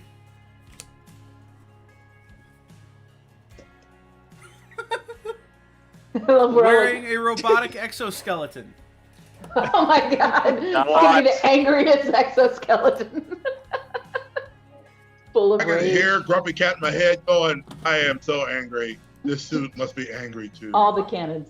All of the guns. Why am I seeing like a Rick and Morty style exoskeleton coming into play? Grumpy Cat with a robotic exoskeleton. I can give you a different trait if you want. Where If are that's my a little too on the friends? nose for Grumpy Cat. Why am I so sad? Tell me. I must know. Okay, so what's something All else? right, time to get some. Oh, yeah, I'll type in. Oh, this are one we too. just getting that one prompt or are we getting a second one? He's Well, getting I'll give another you- one. I'm going to give you a different... Oh, okay. Here you go. Grumpy Cat is a blimp. It is a blimp. As a I blimp don't or in a actually blimp? think that, but... Grumpy go. Cat. Sweet, ooh, angriest okay. figure Here, this blimp. one's fun. Grumpy Cat driving the Batmobile. Driving the Batmobile. Yeah, that sounds Could fun. be running people over. Probably. And then Speak. we'll do another one, which is... If these things were going the right way. I'm putting this in the chat for everyone. All right. I don't think this is one we should do, but this is a card in the deck. 2 horses in a man costume. Oh, Oh, Two my. horses in a man Oh. costume. No, no, no.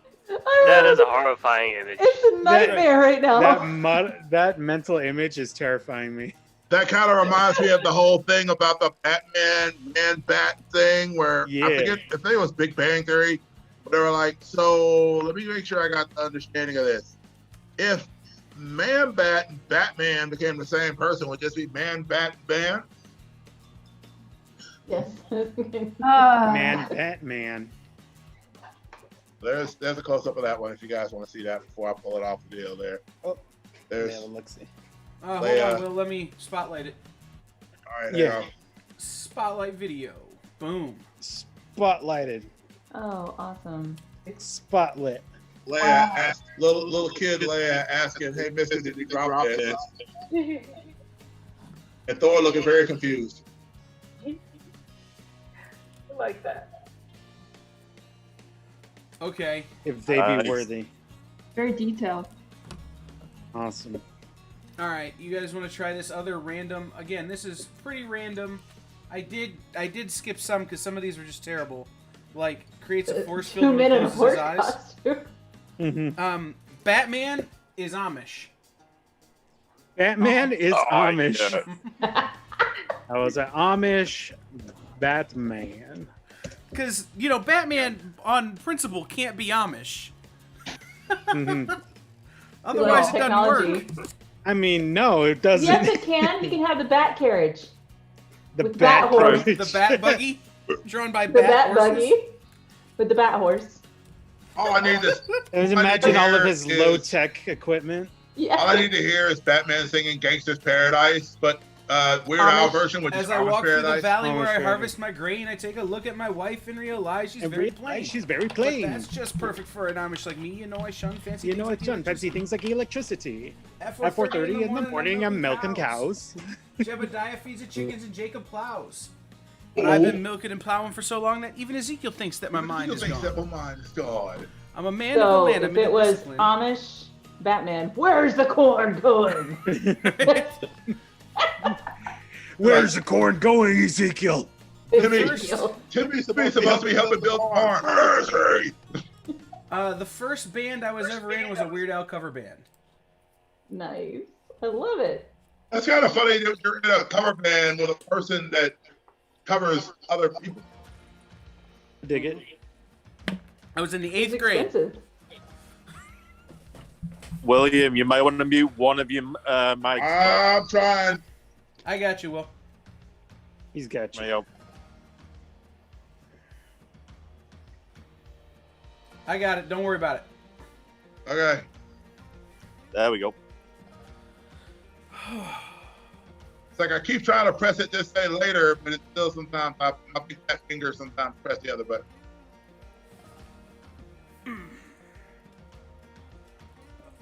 All right, guys. I might actually have to get going soon because, for one, I haven't had my lunch yet, so Uh-oh. I'm starving quite a bit. Also, I tried to draw 2 horses in a man suit, so Oh, no. I don't know how well that turned out. I'm buying that. If you put that in the auction, that's mine. Okay. It's going into the auction pile.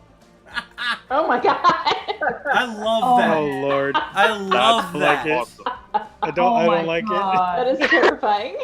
Wow. it. I don't Oh. like it. Scaring me to a little bit of life. That's the best. That's as accurately as anatomically as it could be, probably. Anyway, Thank you so much, Oscar. Yes, They're thank trying to you. yeah. into the Thank movie you for theater. having me on the live stream. Absolutely, man. I suppose I should do a face review since you guys haven't seen me yet.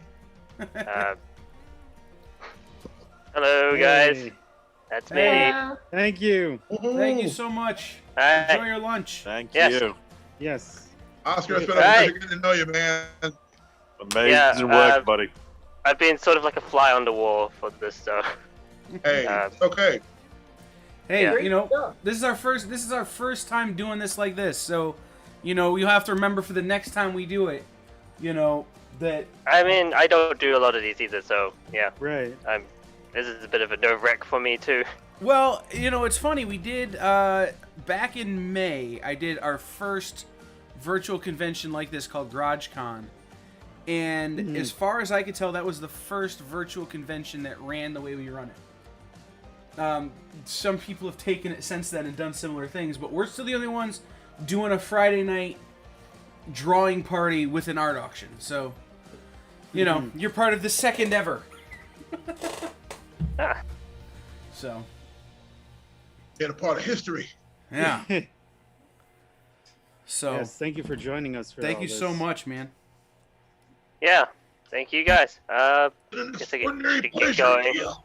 Yeah, check out Oscar's work in Saturday AM. Mm-hmm. Yep. Or you could follow me at Feng Fu Master at Instagram or Twitter or anything that is Feng Fu Master related. I don't know.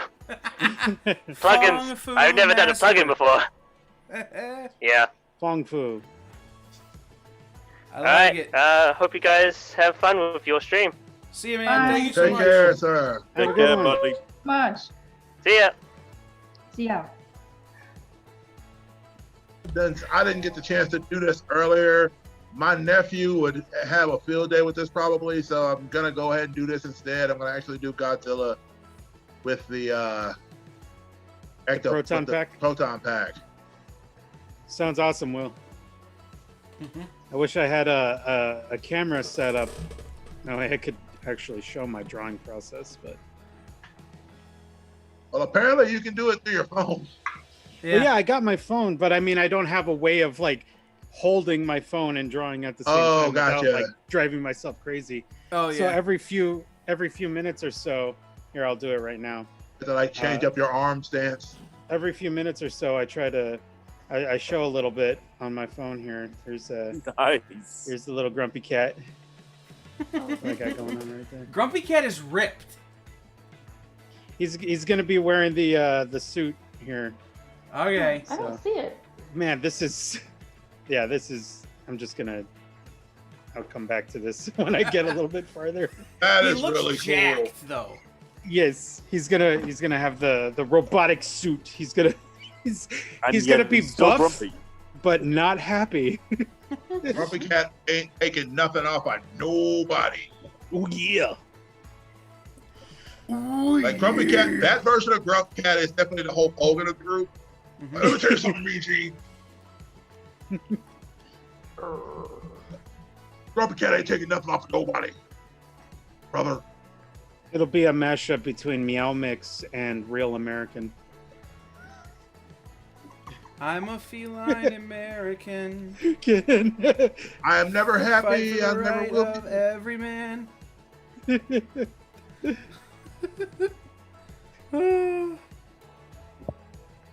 When it comes crashing down and it hurts inside, everybody else is angry and I kind of smile in pride.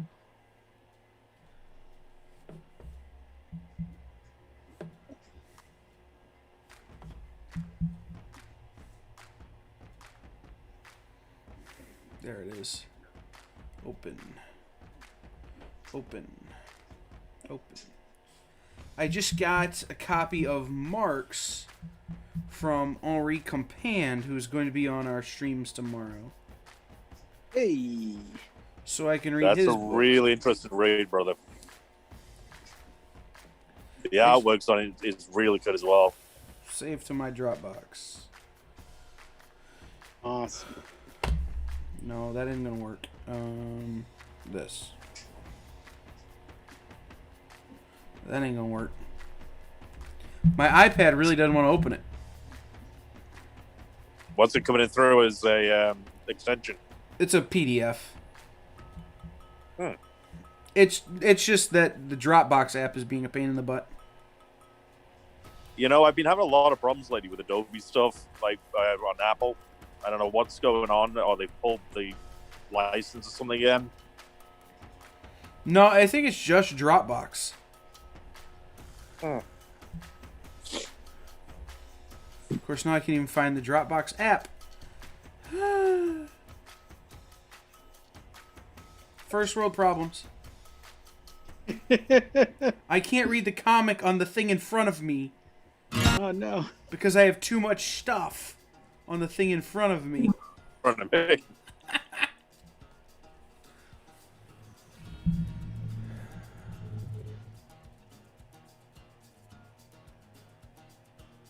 I have the DuckTales theme stuck in my head like real bad. Oh.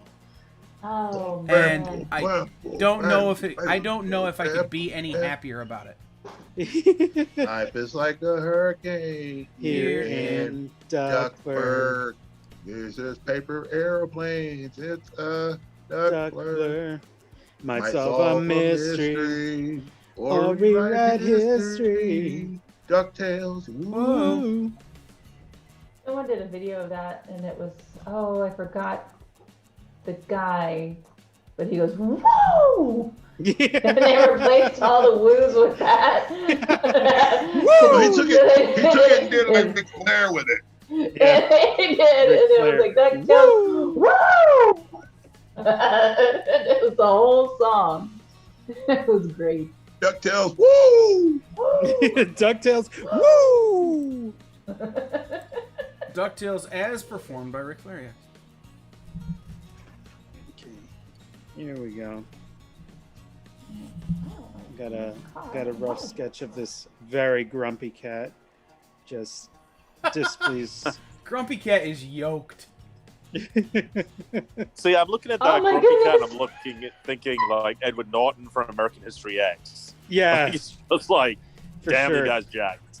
I'm gonna try and get some like robotic I love things it. going on here with his uniform, but he's not happy. Did you eat your kibbles? Did you see That's there right. was a news story this week here? At least they covered it on our news about the new Grumpy Cat, which is Unimpressed Cat, Unimpressed cat. which Oh, is just a goodness cat who gracious. just looks like really, like Really? gonna pet me now. Really? Huh. You think you're gonna pet me? You're not. Right, and then this Good little old try. woman adopts it, and she's like, "He's the nicest cat. He doesn't seem to care about anything, but he's the nicest cat." And I'm going, oh, too much, much too much. That's funny.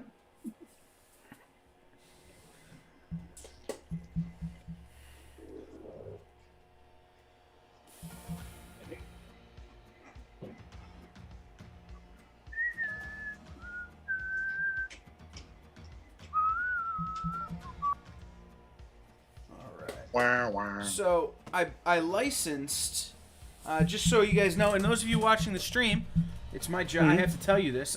We have some background music that you're hearing tonight.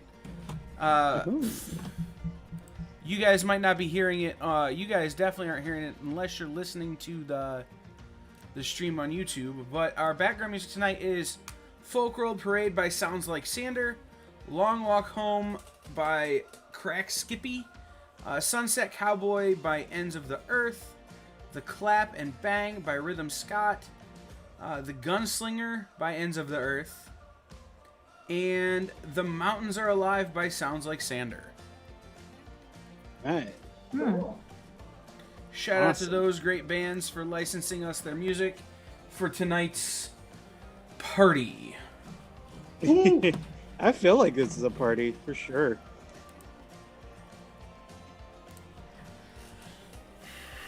I work with a company that lets me license independent instrumental music that I use for my CBSN shows.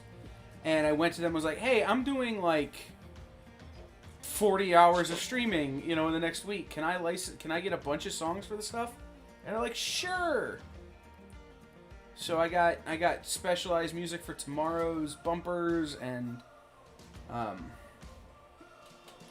all of that kind of stuff that I'm real excited about. That's awesome. And you did it legally. I did do it legally. Lars Ulrich will be proud. Totally legal here.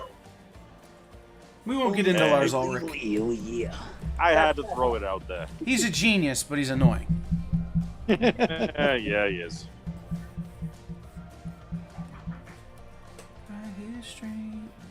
I'm feeling pretty good about this grumpy cat. That Grumpy Cat's feeling pretty good about being Grumpy Cat. As somebody in the chat said, rest in peace, grumpy cat. Yeah. I think Grumpy Cat's gone. Yeah, she passed. Amanda, who mentions it in the stream, is a cat person.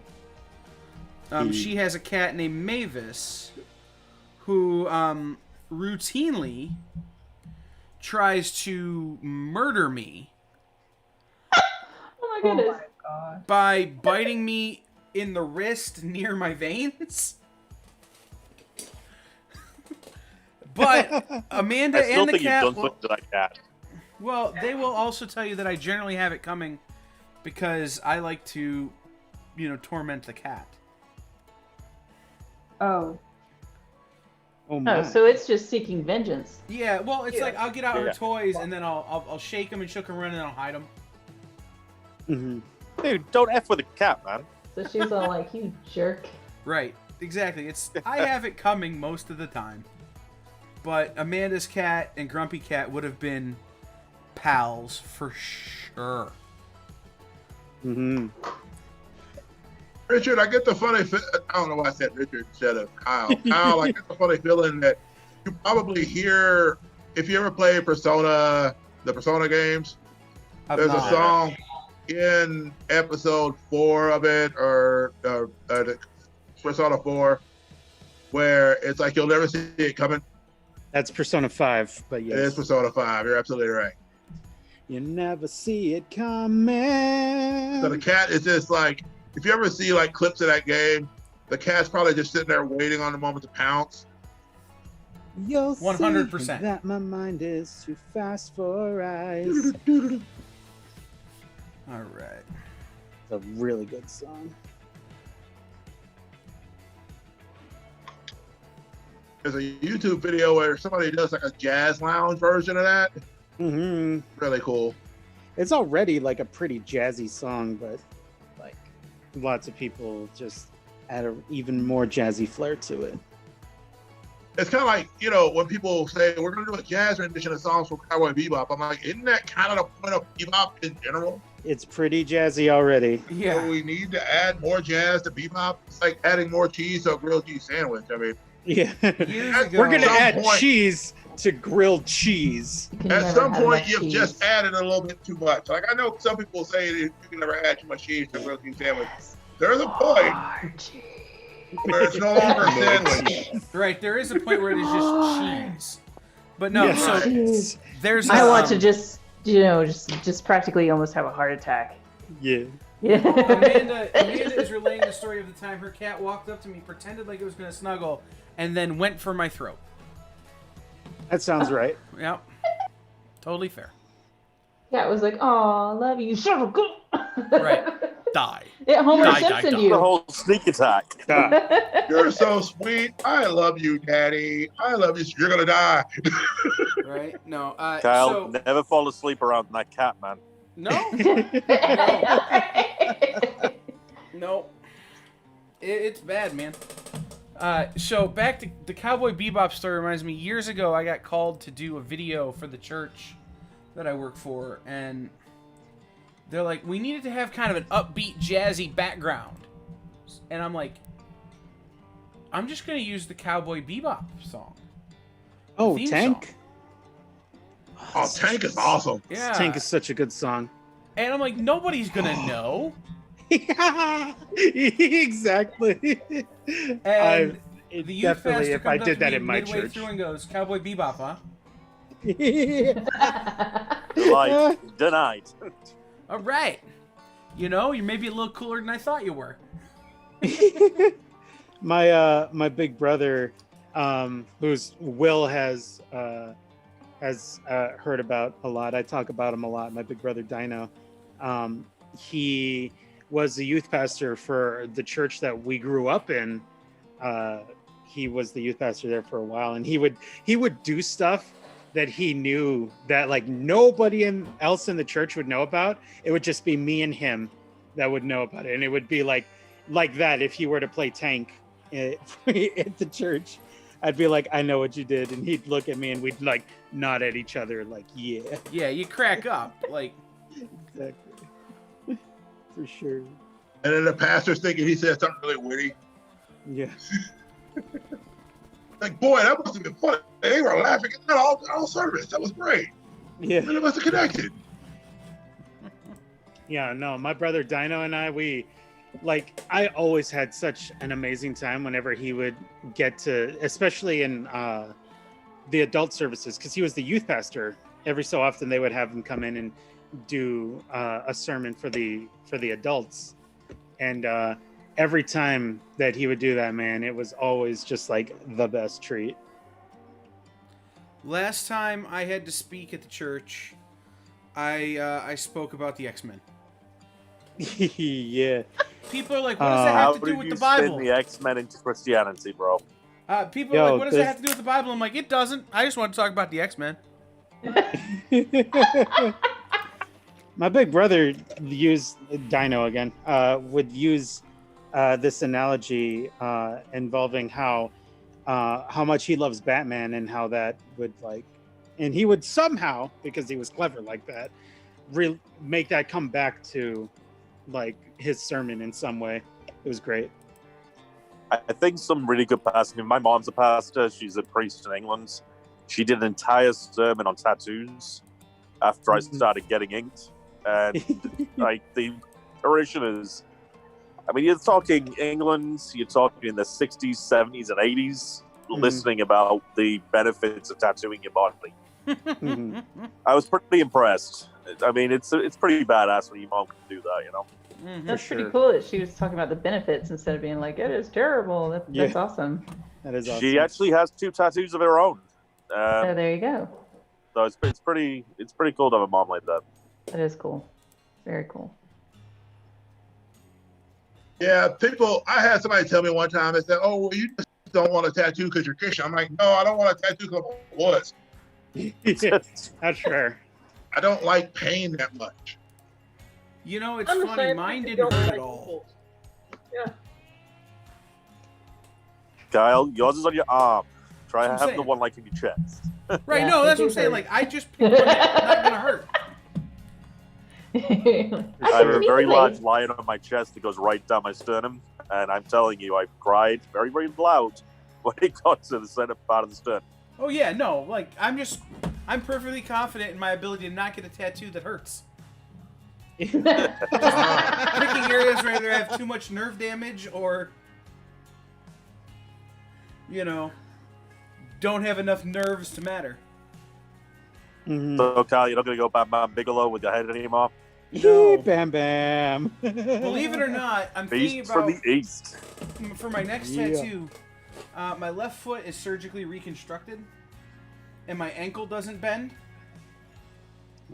So I'm thinking about getting a couch with the word pivot right there as a friend's reference, but also because the anchor doesn't work. The ankle doesn't work. That is great. Oh, dude, you so gonna get that, bro. Yeah, but I have a rule about tattoos too. I'll only get them at Comic-Cons. So I gotta wait. Hey. So you just like trust any tattoo artist? Because some people, they're very particular. They only want to go to like a couple or one tattoo artist. No, I totally get that. If it was gonna be something, if I was gonna get something ridiculously personal, or you know, like getting a couch with the word pivot on, I can design myself and be like, can you tattoo this on me? You know, I can draw that up myself. And like the tattoo I have is just text. So it's not that. Okay. You know, if it was something real big and personal, I would definitely go to somebody else. But otherwise, I'd have like 50 in the last 4 months, and you know, if I hold myself to Comic-Cons, it gives me a limit. There you go. I wonder how tattoo artists are doing during this COVID. A lot of them have gone underground. Yeah. A lot of my friends went underground with their tattooing. You definitely have to. The only way to do it. But it does bring me up an interesting question for you guys. With your art, how many times have you been asked to draw art for tattooing? Oh God, too many to count. You know, I not that often, except so I work as a custodian for my school system, and my boss just last week learned that I draw, and he's all like, "Hey, could you? Why don't you start working as a tattoo artist?" And I'm like, "Oh, that is like a completely different skill set than what I'm used to." Exactly. I try to explain to people that it's a different canvas. It's a canvas that's flat, You know, I'm not used to a canvas that twitches and breathes. Right. You know, like, and I could start drawing and sit there for hours and not have For to worry sure. about someone's feelings. And then not only that, skin moves over time. Mhm. Like all those fun details that we love adding, apparently that don't last. Nope. Yeah, for sure. You know, and then not just that, like another thing that I find is that when you are forcing someone to draw in someone else's style, especially if you find a tattoo artist who has a really significant style or, you know, a really strong portfolio, you'll probably end up getting a really ugly looking tattoo because they're not drawing what they're used to drawing. Mhm. Yeah. And they're having to reinterpret someone else's crazy lines. And if they're not used to doing that, you could end up, you know, really upset with the outcome. So I tell people, research a good tattoo artist, look at their portfolio, find their strong points, and then, you know, see if it matches up with the vision that you have. And that way you're not paying full price for me for a full commission, which I'm going to make you pay top dollar for, plus top dollar for a good tattoo. Mhm. Right. That probably won't turn out nice. Yeah, that's the guys that did the tattoo that I got and Amanda got and one of the other guys from my shop got at this convention. The reason they were at the convention is that they're tattoo artists and fine artists. Like, Yes. they all paint as well. And you can see a lot of people who do that stuff at conventions, they're pretty good. Mm-hmm. They're used to that high pressure, Mm-hmm. and their portfolios are pretty awesome. Yeah, they're all dudes who paint or do some other form of high art. Mm-hmm. That it's, you know, when I go to them and like, hey, I want a sentence tattooed on my arm that's a quote from Quincy Jones, they're going, really, dude? You're like, yeah. Everybody else is getting like these real intricate things, and you're just like, you want a sentence. Pretty much. But I mean, I have tattoos myself, and I researched the artists, and I looked in their portfolios because it's going to be on my body permanently, and I have several, and it's like, I couldn't, I don't understand. Like even like placing it on the body, like I could draw something really cool, and then you try to put it on your arm, and it looks like, why is it going up my armpit? You know? Mm-hmm. It doesn't make any sense. So. See, that's exactly why I couldn't do a tattoo in a convention. For sure. I find tattooing very spiritual. I mean, a lot of my pieces are very large. I mean, I wouldn't want to be in a convention with that kind of speed work tattooing. I mean, yeah, it can be very nice, but it's different. Well, and it was really funny because they had 4 or 3 artists there. 2 of them were doing the kind of stuff like we got, with relatively small, relatively simple tattoos. And then they had one guy who was working with only one person the whole weekend, and he did like 2 4-hour days at this convention. It was wild. I mean, I can see the point in some respects, but I mean, that's a lot of time on one canvas. Mm-hmm. And I mean, I just don't see how. I mean, if it was a tattoo show, then definitely, this is showing the entire process. But in a convention, it's kind of interesting. I like how they're kind of meshing now, though, Comic Cons with tattooing. Because I think the art does flow well on both sides. This was Astronomicon, which has a tattoo contest. It has a cosplay contest and it has a tattoo contest. Ooh. Nice. You know, it's that juggalo scene. So, you know, tattooing is a big part of that culture, and they brought in some top level dudes. And Amanda said it in the comments, it felt really weird having this amazing artist, you know, doing real simple tattoos, and you're looking at these guys' portfolios going, you're massively overqualified for the work you're about to do. Yep. I'm just I wondering. like to look in the sorry. tattoo artist's portfolio. Oh, I'm sorry. Go ahead. I don't know, I'm just wondering if for people who, like for me, I don't want to do any tattoos because I have commitment issues. You know, That's fair. basically tattoos are huge commitments. It's permanent, you know. So for someone like me who has severe commitment issues, that's bloody hard. So I'm wondering for people who has tattoos, are they pretty committed? Are they like loyal people? How am I supposed to feel about that? Oh no, the only exception is you, my love. My entire life, you're the only exception. Mel's just sitting there like, what am I, chopped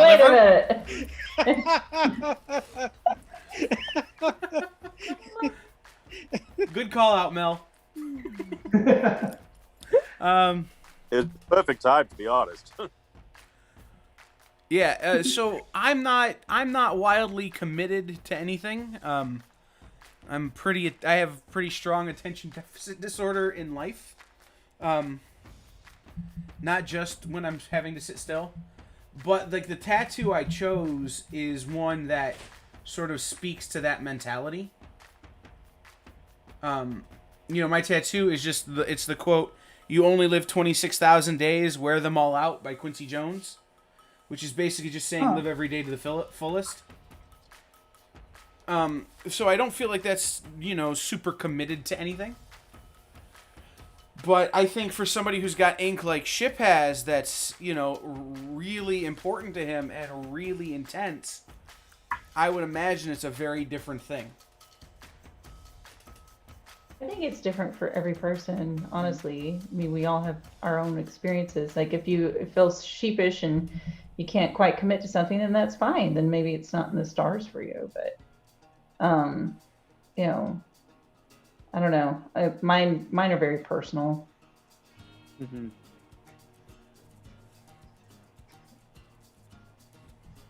Okay, complete shift of time here, just because we went really deep there. Okay. Really deep 60s Batmobile you're doing. I love the fact you went more classic style. Oh, thanks. We've been rewatching a lot of the old school Batmans, and oh my god. Okay, all right, hold on. I'm gonna switch my camera really quick because I'm gonna use expressions and hand gestures. It'll be fine. But we were rewatching the original Batman TV show. Like, Jeepers, Batman, and all of it. And even my girls were like, "Why are the men wearing pantyhose?" Oh my god. It was great. But there was one where it was Batman versus the Archer. And this is before Green Arrow, but it was the Archer. And it was great because they're robbing a bank car. And it's like, "Oh, where did that arrow come from?" And they're sitting there and they're bending the arrows. And then they shoot them and the arrows go whee around the corner. And I was like, this is the best thing ever that I've seen in so long. It was awesome. But I mean, like watching those shows and watching like Penguin and Joker and all of the bad guys kind of coming to life, Catwoman. Like when she first came out, she was like, meow. Yeah, that's what she was like. I love that. Oh my god. That's my era. It was just, and then of course we saw the Batootsie. It was great. But the arrows going around the corner after the bad guys bent them. Yeah, right. The Batootsie. Gotta do the full. There we go. It was That's great. the way it works. Yeah. Although I did like it from the show, though, people did complain that that Batman sped around too much. But Yeah, there was a few concerns about Batman in that original season. All the things to complain about the 60s Batman show, he sped too much was the thing. that was the people in the 60s movie, in the 60s TV show, she was like, "Why does he get to speed and I get pulled over?" And they're like, "Batman is risking his life for you." Okay. Like public service announcements. It was. Also, his car has a jet turbine in the back. Just throwing that out. Right? I Up a don't think wonderful we're way. stopping him. Does your car shoot flames? Like, Oh, it was great. But yeah, the Archer. Oh, That was It just funny. you laugh when I look at like Julie Newmar compared to Michelle Pfeiffer. Mhm. You go from Catwoman 60s to basically an S&M Catwoman. Yeah. What? Yeah. If you Well- look at the movie, that was actually an S&M outfit they got for Michelle Pfeiffer. Oh yeah. Didn't they Oh, have to okay. like vacuum seal her into that costume? It sure looks like it. And she Yeah, couldn't it doesn't- hear. Hated that costume. But that's why there was such a big deal with it, because it was going from like the Julie Newmar, where it was very, kind of catful, playful, to a very kind of disturbing Catwoman. Hmm. Well, I mean, could have been worse. I mean, we did have the Halle Berry Catwoman. Oh, yeah. I tend to forget about that one. I don't Yeah. complain about her outfit. I complain about everything else. There we go. No, look, you gotta understand. I isolated the costume because we were talking about the costumes. I poorly rate the movie as a whole. That's For horrible. sure. The Oh, thing that Lord, bothers me that about movie. that so much is I love Halle Berry, but that movie was just no. Hey, and I was expecting sure. so much more because she is really a strong actor, but yeah. One of my favorite stories about that whole thing was how the Golden Raspberries, also known as the Razzies, awarded that movie the worst film of the year, and Halle Berry actually went out to the Razzies to accept that award. I heard that. Yeah. If you talk There's to a people in whole Hollywood, acceptance speech for it. if you it's talk to people great. in Hollywood, getting a Razzie is a big deal because it means you're big enough for them to actually be like, why would you make this movie? Hmm. Yeah. Because they I make a can see lot that. of movies that are way worse, True. For but sure. nobody Sharknado. cares about them. But it's if you're famous enough Sharknado. to get a Razzie, you've made it. Yeah, for Kind of sure. like a reverse compliment. Kind of like what? A reverse compliment. Yeah. Backhanded compliment. Okay. Well, I mean, you think about it too. For example, I think didn't Clooney get a Razzie for the Batman and Robin movie that he was in? And didn't he show up and do an acceptance speech as well? That I don't know for sure. Yeah. Well, again, I was listening to Fake Doctors, Real Friends, and Donald Faison's talking about his Razzie for Homie Spumoni. And he went with Spumoni. yes. Wow. I did not know that was a thing. Yeah, he went with Whoopi Goldberg to the Razzies. Because Wow. Whoopi was nominated too, and they were in the movie together, so they sat together at the Razzies. And I'm like, okay, if it's good enough for Whoopi, it's good enough for anybody. She's I an think EGOT, Grumpy plus Cat she's got a is- Razzie. Grumpy Cat is definitely broody enough to be Batman. You know, that works. I'll Something draw. I'll about redraw Grumpy Cat as Batman. I'll show you how far I've gotten with the inking here. Let me just pull this. I'm up. just looking at the actually extreme hatred that's usually on, and just the broody nature of Grumpy Cat's face, and it works. All I gotta There we do is go. put a bat mask on it. That's what I got so far. Oh, look she at put him him. in an Iron Man suit. basically. Wow. I love it. Kind of, because you said robotic exoskeleton. This is actually I'm referencing the exoskeleton from a character from Metal Gear Solid called Gray Fox, Okay. and he's a cyborg ninja. And my brother and I actually started streaming the original Metal Gear Solid, and so I was like, I'm going to use this as a reference for it. But yes, we'll get in a little bit closer there. I would say the Grumpy Cat's kind of got the Ben Affleck style chin going. Mhm. I mean, I can see the Batman thing here. I can see it Mhm. rolling. For sure. Next There we go. crossover. I'm gonna get back to John. Yeah, now that Marvel owns the rights to Aliens and Predator, it's Yeah. like I would love to see a situation where it's just like you just get random Marvel characters, you get licenses, just like the Alien and Predator versus Grumpy Cat, Alien and Predator versus the Paul brothers, Alien and Predator versus other YouTube celebrities or whatever. YouTube celebrities. Other YouTube celebrities. I love It it. would have to be Alien versus Predator versus Johnny Quest. Johnny Quest. Oh, that Now would we're be epic. talking. That would be cool. That would be That would be awesome. cool. Yeah. I don't think you We're can do like, we Johnny watched Quest this. today. You know, I found out a thing about Venture Brothers, which is on Adult Swim. Venture Brothers, the show itself is a big parody of a lot of the old Hanna-Barbera shows, including Johnny Quest and other shows like that, which is pretty clear if you watch the original first season. But they wanted to have this thing where they go and meet Johnny Quest, and the creators were talking with Cartoon Network or Adult Swim, and they were like, we want to do this thing, but we're gonna like try and figure out like a parody of Johnny Quest for it. And Adult Swim were like, guys, we own the rights to those old Hanna-Barbera cartoons. We own the rights to Johnny Quest. If you want to just have Johnny Quest in there, you can just have Johnny Quest. And they're like, oh, okay. So they ended up doing that.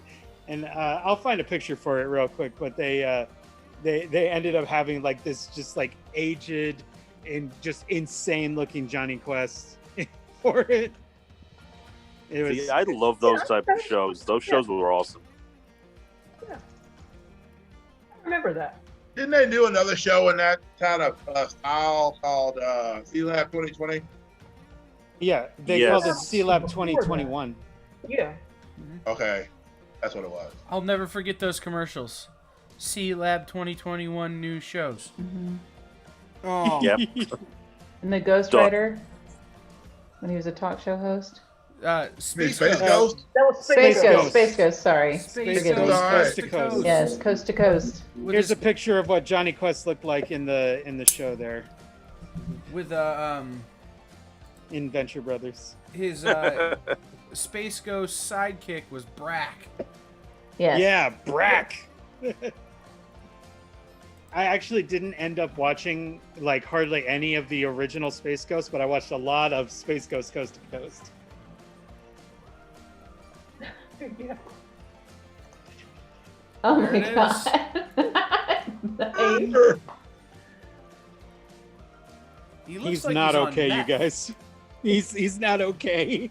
I don't know if you can say that is him on meth. I think he just became meth at that point. Yeah, But that's they, fair. you needed Haji to go with it, though. Yeah, exactly. I think think Haji's that- the reason you can't do Space Ghost nowadays. Mm-hmm. But I would totally be down for Johnny Quest. We should have put Johnny Quest as one of the drawings. That we have to think about this next time. We Yeah. do. I don't know that he's in this game. Like I said, I'm just pulling cards out of you the know box. what? Probably If it- not. Add him. Right To in be ballot. honest. Scribble Are it there on some there. blank cards in there? There you go. Done.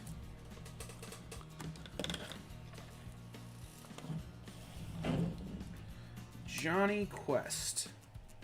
I can see it now. Just every month now, we're just going to do random stuff for different charities each month. We're just going to start doing drawings like this on a regular basis, and one of them's going to be like Johnny Quest in an Iron Man outfit, getting We're gonna- punched by a character of your choice. Gotcha, Grumpy fam. cat. Done. Done. Done.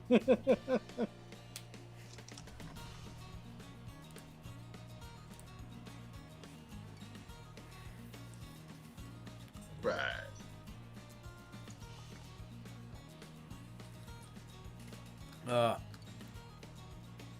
Grumpy cat, grumpy cat. The Friends reference. What are they feeding you? Oh, if we're gonna go on Friends at that point, I mean that is Smelly Cat, and we got to do it. Well, that's what he was singing. Smelly Absolutely. cat. He was just changing the It's Grumpy not Cat. your instead. fault.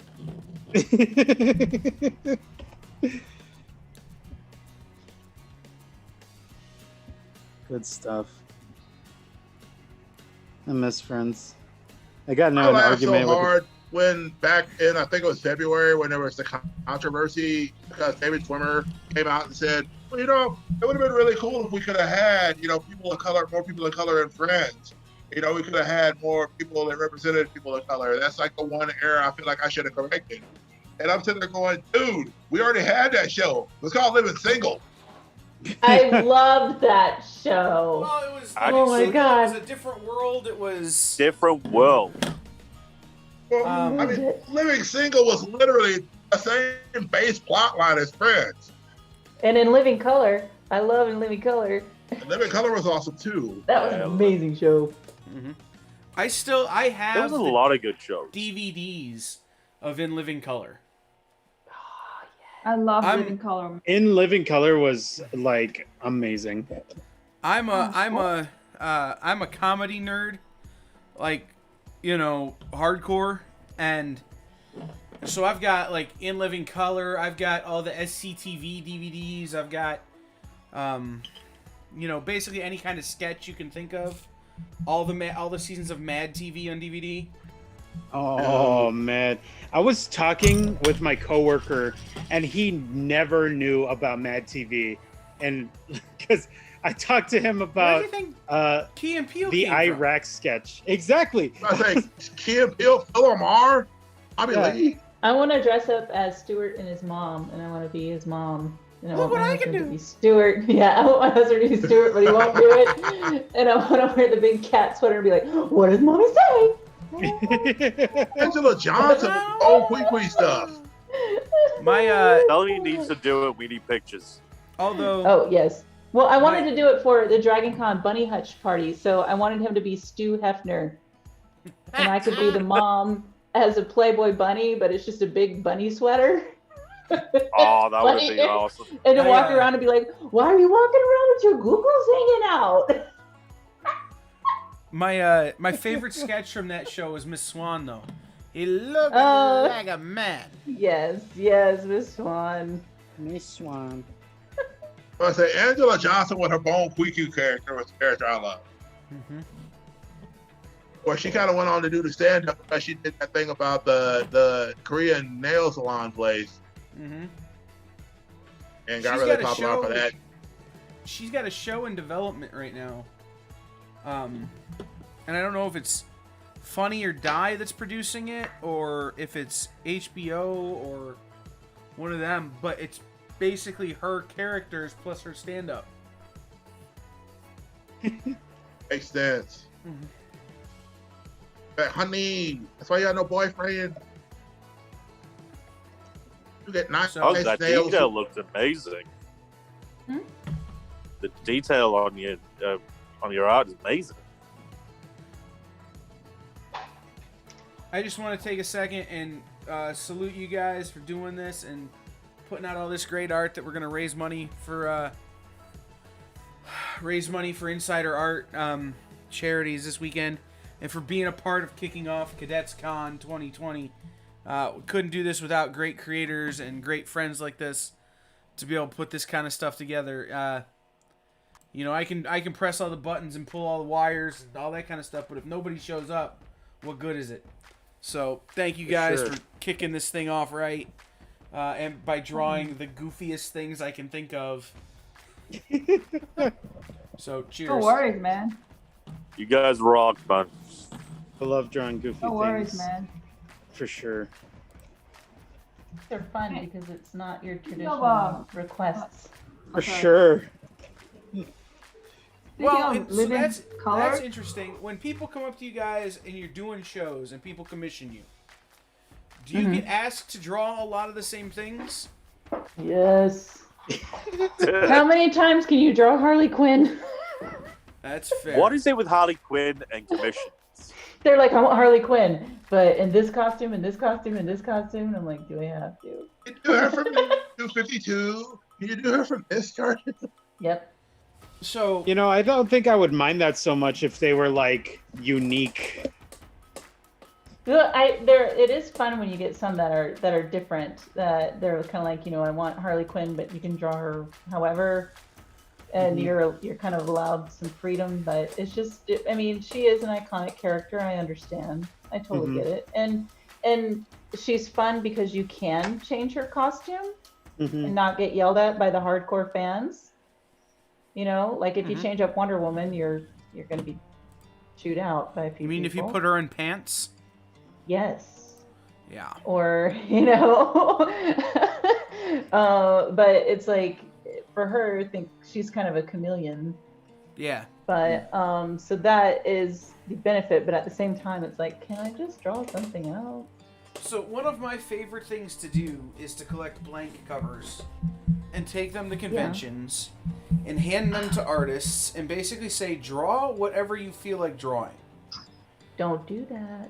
Uh-oh. Well, and what I mean is, I don't even care if it has to do with the comic. Oh, I would draw so many things on your list. Well, that's exactly it. Is I've gotten some of the most random things ever. Being I inappropriate. can't think of his name right now, but I hand him Avengers comic, and I was wearing an I Met Little Sebastian T-shirt from Parks and Recreation. Mm-hmm. But I hand this artist an Avengers comic to do a commission on, and I get it back, and it's Ron Swanson on the cover. And it says any cat under 50 pounds, or any dog under 50 pounds is a cat, and cats are pointless. I love it. And it's one of my favorite pieces of art ever.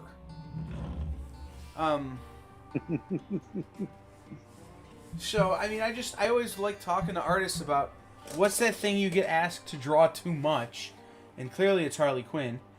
But Clearly. what if somebody were to give you were to commission you and just say, draw whatever you feel like drawing? What would you draw? I've done that, and I've gotten a lot of disappointments. Yeah.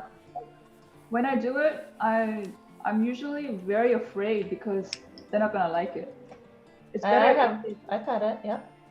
Yeah, it's better if they just tell me, because what I like and you like is completely different, and For sure. I'm terrified when then they come to me and I see the expression in their face.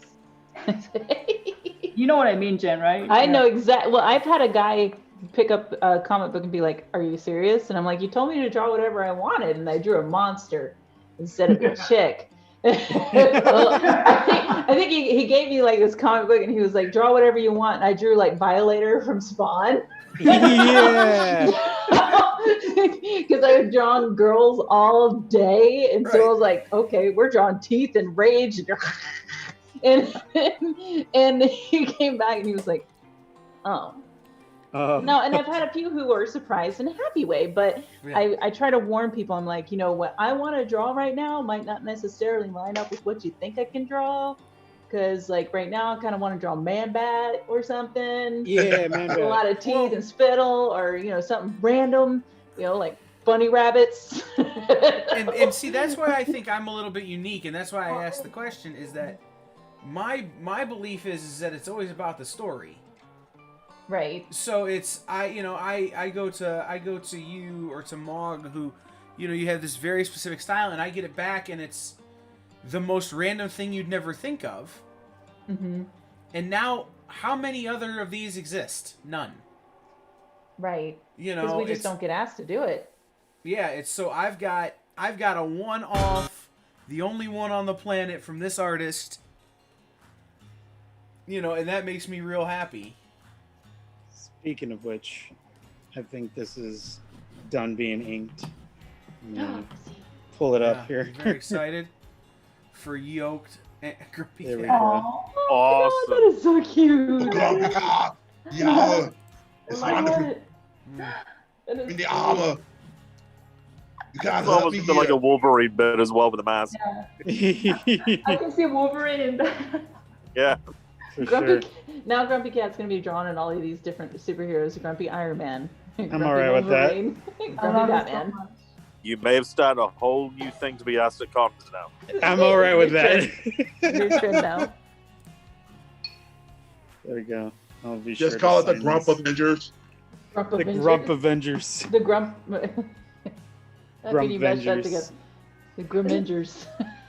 Back to, I forgot your name, who, I think it was Skip, who asked a question about tattoo. Uh-huh. How many times do you guys get this request a lot? Like, oh, just do a simple logo for me, like a graphic something design for my company or something like that. I suggest Fiverr if they want that. And then they come to It felt Fiverr, like and I such- make $50 off them. I'm good with that answer. Exactly. I sound like such a jerk saying that, but I mean, I That's a make computer thing. when I'm not selling comics. That's the bulk of my income is Fiverr. I believe it. I believe it. Nice. I can open Procreate on my on my tablet, and in about 10 minutes have a logo whipped up. And it's, oh, you want more than just black and white? Well, that's an extra $5. Mhm. Oh, Oh, you want an editable, AI file? Oh, well, that's gonna cost you $50. But you just Them want me to add-ons, draw though. your name in block letters? I do that for $5 in 2.5 minutes. Sure. But see, but that's the thing is that is perfect if that is what people are looking for. And I think that's the confusion is like, oh, well, it should be easy for you since you're an artist. I'm like, no, typography is not my strong suit. for And I sure. even tell No. people, I'm like, lettering is hard for me. Lettering is tough. It is When I so was- hard. When I was in art school, they made me take, like intro to 2D art and basics of painting, and so I had to do acrylic painting and sketching and drawing, and my teachers couldn't understand why everything they got back was ridiculously simple and commercial. And I'm going, guys, I want to design billboards. I don't want to. Right. I don't want to paint Paint museum flowers. quality landscapes. Right. Like, I want to do commercials for ambulance chasers on billboards. Like, and they're going, why? I'm like, money. True. Like, I'm here to study graphic design, and you're making me study art, and that's fine, but Mhm. I want to make money. Yeah, they should For have you sure. study art for like composition and color theory and things like that. Right. That would help So, with like- your graphics design. I paid a lot of attention in color theory and in composition kind of stuff, but I don't need to know about cave paintings, guys.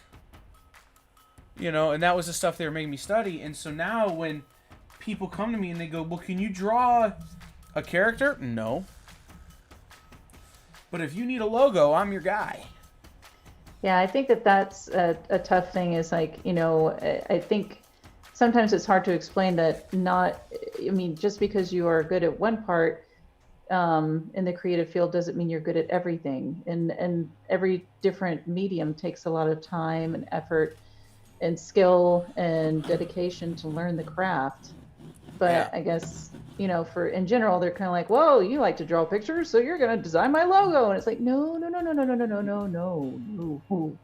That's a whole other ball game. Or, hey, you Right. like to paint stuff, you can do my tattoo. And normally people change up their tune whenever you start talking about commission rates per hour. True. Yeah, True. that's real true. Because then it's like, well, wait, I thought you were going to do this for free. It's funny because you thought you were going to go to McDonald's to get free food. Mhm. That's the way that works. Hey, I yell at them. too. I yell at them. It's a request. They still don't give me free food. Well, it's So make it a request. This week, I learned the story of a woman from Chicago. I have to find her name, if only because so many people have shared stuff to my timeline this week that it's gotten a little buried. Lillian Julia Davenport. She was a graphic designer and typography designer from Chicago who passed away last year from breast cancer. But her epitaph was the same as her final tweet. And this is actually carved on her gravestone. Everything I know about typography, I learned from watching The Price is Right. Oh wow. And I got to thinking about it, and when I was young, I was sick, and I watched a lot of Price is Right. And when I think about The Price is Right, all I can think of are the different logos and designs for the different games. And how they had to tell the whole story of the game through the typography design. It really is important. Mm-hmm.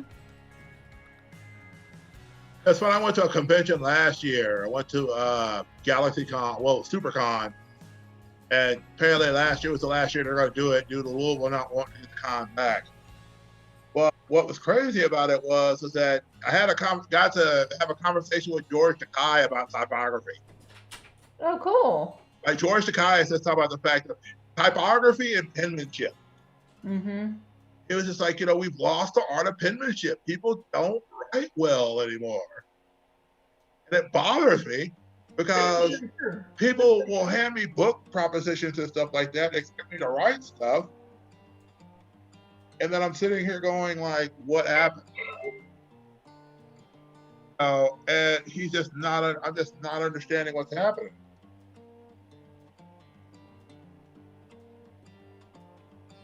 All right, I think I just lost my source for my phone, so it's probably gonna kill out. Yeah, I think that's just that, but it's still active at the moment. I see that, but it's saying it doesn't have. It's saying that the phone doesn't have juice, which is really weird considering I thought it was charged when it was from the plugged into the computer, but I guess not. So No, William, I think you're right, though. I mean, typography and just penmanship in general, I feel is a dying art. I mean, I know I look at like my father's handwriting, still cursive, perfect script. You would not see that. I mean, he's now in his 80s. You really don't see that style of graphic typography in today's market. No, you don't. Well, and we talked You don't about see it taught anymore too. I've talked about with other artists. You know, you have a guy come out. You know, he's making a book. And who's gonna letter it? Oh, I'll just do it myself. And lettering is such a fine art of its own. You know that it's always advisable. Hire a letterer. Don't just try and do it yourself because it's going to be illegible. You know, unless you know how to do it. You know. Especially when you're talking panels. I mean, that's some very tight space to be able to be writing. Having to go around what the artist has drawn, and then of course you cover something up, and then the artist gets upset, you know, back and forth. It can be a lot to have to deal with, and then of course, you know, you can make it look more interesting to keep the reader engaged. Right. Did you know that the font Comic Sans is based on the lettering from The Watchmen? I didn't know that. Heard that. Yeah. The more you know. Imagination. But what interests me on that, if you actually look at that era, the lettering is all very similar. There's a lot of books which were very similar to like the Watchmen's typography. I missed that ship, but you'll get the gist. That's so interesting because I was just drawing Hellcat, and while I was drawing about Hellcat, I looked up her history, and she used to be in this old comic strip called comic book Patsy Walker. And I read one of her samples of the comics, right? And it was incredible because it was all in cursive handwriting. The lettering. That makes it difficult to read. As if a girl was actually journaling it, you know? But because now everything is just all prevalent with Comic Sans, like you don't see the variety, like even the letterings, like was used as a personality, you know, like narrative, so to speak. Yeah.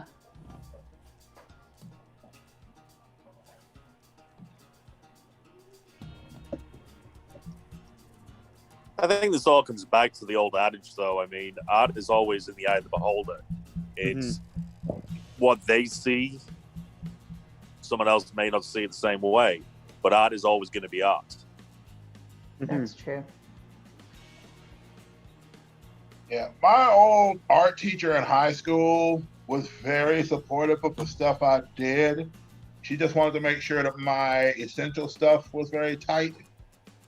Wanted to make sure that I was getting my perspective down and everything else. But as far as what I drew, she didn't care as long as everything worked well, like my color theory and all that stuff. So I really appreciate her for that. Now, when I got to college, I had an art teacher who really believed in what he saw, and then there was another one that was like the lead art person. Like she was one of those that been over the art department since it was created apparently. And so she would always tell me, well, I just don't know that you could ever find a way to make money doing what you're doing. I'm just concerned that if you're going to do art, you need to do art that's profitable for you somehow. And then couple of years ago when I moved back to the area, I showed her some of my kids' books I had. And she goes, well, I guess you found a way to make yourself marketable. Like, thanks. I appreciate that. Yeah. That's a great way, that's a great, it's kind of a thing, it's, you found a way to do it, and, she couldn't see it, but that doesn't mean it doesn't exist. But like when I was in high school, I didn't take art classes. I took theater and choir and that kind of stuff, and did a fine art sort of thing. But I took CAD, and I was in the graphic design program. So for me, I was doing art, and I was doing layout design, and I was playing with all that kind of stuff. I was just doing it in this way that the art students were like, dude, why don't you just take art? And I'm like, because I'm already making it. And now I regret having not taken it. I wonder if I had gone to art school, like how far ahead I would be. I feel the same way. It's like, but at the same time, when I was in college, comics were not a thing. Mm-hmm. Like they have whole an animation. Like you had to move to New York or California, and there was no way I was going to do that. Mm-hmm. But sometimes I sit there and I'm like, I wonder, if I actually buckled down and took art classes, where would I be? For sure. Trust I have me, a couple of friends online that are YouTubers that are trying to grow their community right now. A friend of mine is only but a few months ago only had about 5,000 to 6,000 subscribers. But over the course of this pandemic has grown to, she's very close to 50,000 subscribers right now. And it's exploded in such a short amount of time. But her and another friend of mine, her name is S Comic Maker. And another friend of mine, his name is Aloria. Both of them went to art college and stuff. And I am very, very often amazed by the level of just talent that they're able to show. But it's stuff that they learned in college that I didn't end up going to college, or even art college or otherwise. And so there are times when I'm just like, I wonder how much farther along would I be had I done that. But at the same time, I'm also just grateful for the progress that I've made just trying to get better. I think of the tenacity that you have now, and whatnot with your work and with pushing yourself. I mean, it takes a lot to be self-driven and to be self-taught. So I don't think that that's anything to sneeze at. I think that we just, I think that most self-taught artists, the only thing that we have is just the limitations of not being pushed out of our own comfort zone. But for the most part, most artists who are self-taught do it to themselves. We just also don't have the cheerleaders on the sideline going, "Hey, you did great! Great try!" And we're like, "No, it sucks. I don't want to do it anymore." 100% for sure. like me and watercolors, this is taking me like 3 years just to get to figuring this out. Right. And it's like years of headaches and going, "Why is it all turning like mud? It sucks." Right. And still figuring out. But I mean, at the same time, you still have the wherewithal to keep plodding forward, to keep trying, to keep going out of your comfort zone and drawing things that you normally wouldn't. So, it's nothing to sneeze at, but then you stop and think of, God, where would I be if I Yeah. I'd be amazing. But maybe not. Maybe your experience in art school would make, you'd be like, I'm so awesome, and then you'd never grow, so. I always wonder if I should go to the Kubrick school, and then at some point I'm just sitting there going, why don't I just go out and buy the books? I'm sure I can just buy the books and work through them and pay a lot less money. And then, of course, there's the University of YouTube. It's very beneficial. For sure. Well, so 100%. So I have two Kubert school stories. My friend Seth went to the Kubert School and failed out. They, he met Joe, and Joe basically said that his work was too cartoony, and he still uses that as his hashtag today. And he's working, at SourcePoint with SourcePoint Press, and he's been at Image and Devil's Due, and a bunch of big publishers have published his work. He did a book with Josh Williamson. He'll be on Sunday, but he didn't do anything at the Kubert School. He flunked out, basically, or left. I forget exactly how it went. Who flunked and left Kubert and are really successful now. Yeah, but then like my buddy Gavin Smith, he graduated the Kubert School, and his first published work was his senior project in Joe Kubert's class. And that's his first published book. That's the book that got him in at Blue Juice Comics and then at IDW. So there are definitely benefits to it, but I think you've got to play in that sort of Kubert School sandbox in order to make it successful. And I also think that the biggest benefit with art schools is the networking.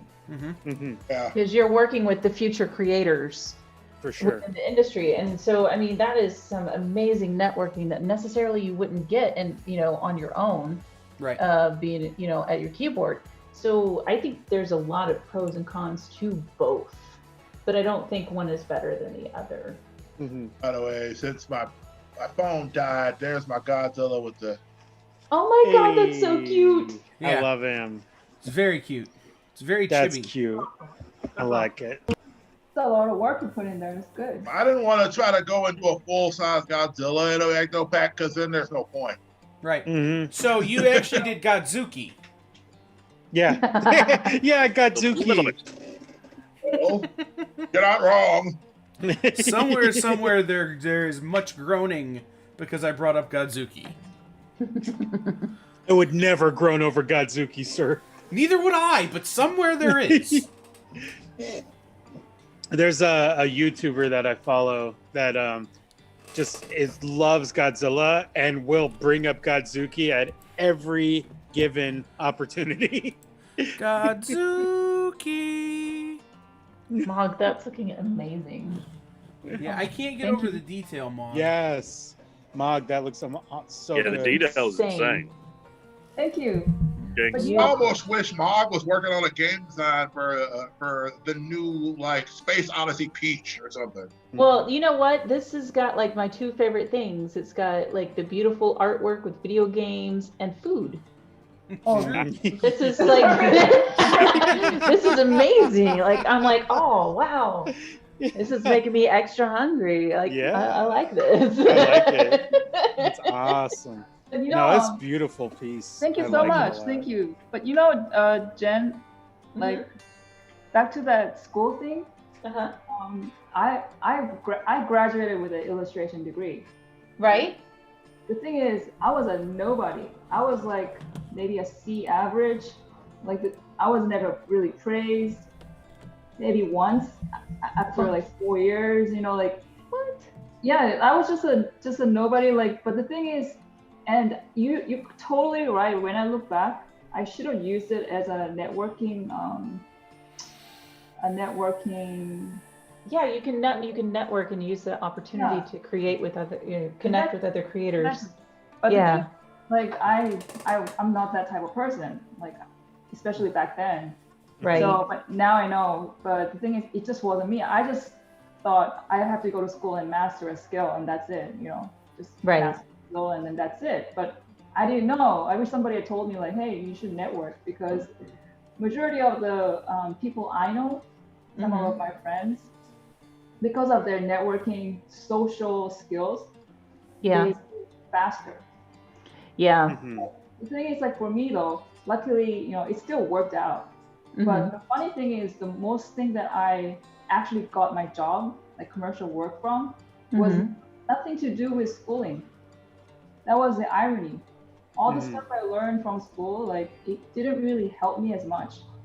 Right. It was a time that I was putting in for myself, on my own like artwork that I wanted to do, and I never show. I was too afraid to show it at school because the funny thing about going to an art major school, like the number one thing, is nobody ever really cares about pencil. The first thing they do is it's always like charcoal, ink, or color. Nobody ever touches about pencil. And in this comic industry, everything is pencil. Right. Not everything, but a lot of it is penciling. It's a big part of it. You know? Yeah. And all that, like I was just always doodling on my own with pencil, right? And that pencil is the work that I ended up, I feel like getting the work. But also, granted though, I will give credit to the perspective classes. Right. But it was just a perspective class and land environmental, like 3 classes that really helped me. That's it. After 4 years of tens of thousands of dollars I sunk in. Yeah. It was those 3 things that I learned that actually got me where I am. Yeah, Mark and I have had this conversation on many times, taking professional classes or doing it yourself. And I've seen it, even though I'm not an artist, I've been in this industry for such a long time. I know a lot of the image guys from the 90s. And a lot of them have not, are self-taught. And, you know, if it wasn't for, if we didn't have the cons like San Diego, it would be really tough to network. But if we had places like that, these guys were able to get a foot in the door a little bit easier. I mean, it still wasn't that easy to get in, but it was definitely much easier than the guys that went through it in the 60s, the 70s, and the 80s. But then again, like what you brought up, Jen, with YouTube, and you can learn a lot of stuff there. There's so many things that are there now. There are, and there's a lot, you know, with referencing, with learning new techniques, and I mean, of course, eventually it all boils down to application. You got to do it, the work. You got to do it yourself. It's not going to be like some magic, and you're going, oh, I know it now. It all comes down to practice, which is the word we all hate. It's a horrible word, but yeah, I don't think that art school is bad. I think for me, like when I tell people if they're considering going, I'm like, you know, if you're really not that good at being self-motivated, if you don't like getting out of your comfort zone, if you want to network, then maybe art school would be good for you. If you are really self-motivated, then maybe saving that money and using it towards art supplies and going to conventions. Yeah. You know, so, you know, but it really all depends on the person. And just like with anything, you get what you put in. Yeah. You know? Will, are you ready for another prompt? I'm actually trying to get. Very you. Oh boy. Oh boy. Oh Lord. Okay, hit me. Everyone at a Walmart Supercenter at 2 a.m. throwing fireballs. Oh gosh. That's insane. That is awesome. That is awesome. That's amazing. That's my favorite. I'm sorry, because as soon as I heard that, the first one was Soryuken. Yes. Soryuken. With masks on. With masks on. Well, wearing them improperly though, because it's Walmart at 2 a.m. Yes, it has to be below the nose. It's got to be below the nose. Or a headband. With all the homeless people hanging out there. Oh Lord. Oh my God. So just sticking on the art school theme, let me pose this question. Do you feel that it could be stifling to an artist? I think so, yeah. I think it also depends on your teacher. Like William was saying, is like some teachers can see it and can see that you've got something and that you might need some nurturing or some push, and then other teachers are just there for their tenure and could care less. You know, but again, it's the same as like when you go to conventions and you get a good critique from someone who's actually a nice person, and then you turn around and you get a shitty critique. Well, not necessarily a critique, but like a beat down. You know, what is constructive? What can you use? Like, when I was 22, I went to Cadets Con. And I was drawing really, really shitty stuff. I mean, pardon my French. It was really bad. It was very ugly. And I've been working in comics going on 10 years. I'm not the greatest, but I'm not bad. But back then I was really bad. And I was plopping my sketchbook down, sketchbook, not portfolio, so it looked like crap. No art school, just drawing really stupid stuff. But I plopped my sketchbook down in front of a guy, and he gave me a really harsh critique. Now, the artwork that he critiqued and what he fed me on my art was totally legit. Like, all of that information was great. But then he turned around and he said, he was like, well, how old are you? And I'm like, I'm 22. Oh my God.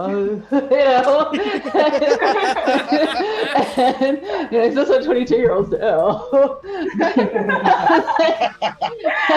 Oh my God. I'm 22. And he was like, and I guess he just had enough. But he was like, okay, you're too old to start trying. You're a girl, so you're going to have a family. You're going to have some babies. You're not going to have any time. So just... And I was like, and I just like started bawling. And then of course it was really funny because I kept practicing and realizing, hey, what he said about my art was true. And then I got pregnant. He was right. He was right. He was right. Oh my God. And it was funny because all of these things just kind of snowballed and led up to it. And then at 6 months pregnant, I was still practicing, but the job that I was working was like, well, you're a temp and you're 6 months pregnant and we don't want to pay maternity leave, so. Yeah. So I got laid off. And that was the kick in the pants to be like, you know what? He said I couldn't do it. I'm pregnant. I'm going to go for it. And then I started submitting like crazy. And just fight is a motivational tool. It is all fun moments. Yes. Well, that's amazing. That's a really good story. I have 2 kids and no sanity, but I can still art. Jen, right. like, how did you actually self-teach yourself? I mean, that's so easy to say. Like, what did you do to self-teach? No, I didn't start improving until I stopped, like, beating myself up for not drawing like so-and-so. So like I would sit there and go, why can't I draw like this person I admire? They're so amazing. And I didn't, and like I would beat myself up. I would just be like, you're just awful. You'll never get there. And then I thought, I'm like, I don't have that person's eyes. I don't have their hands. I don't have their life experience. So this is how I draw an eyeball. And it sucks.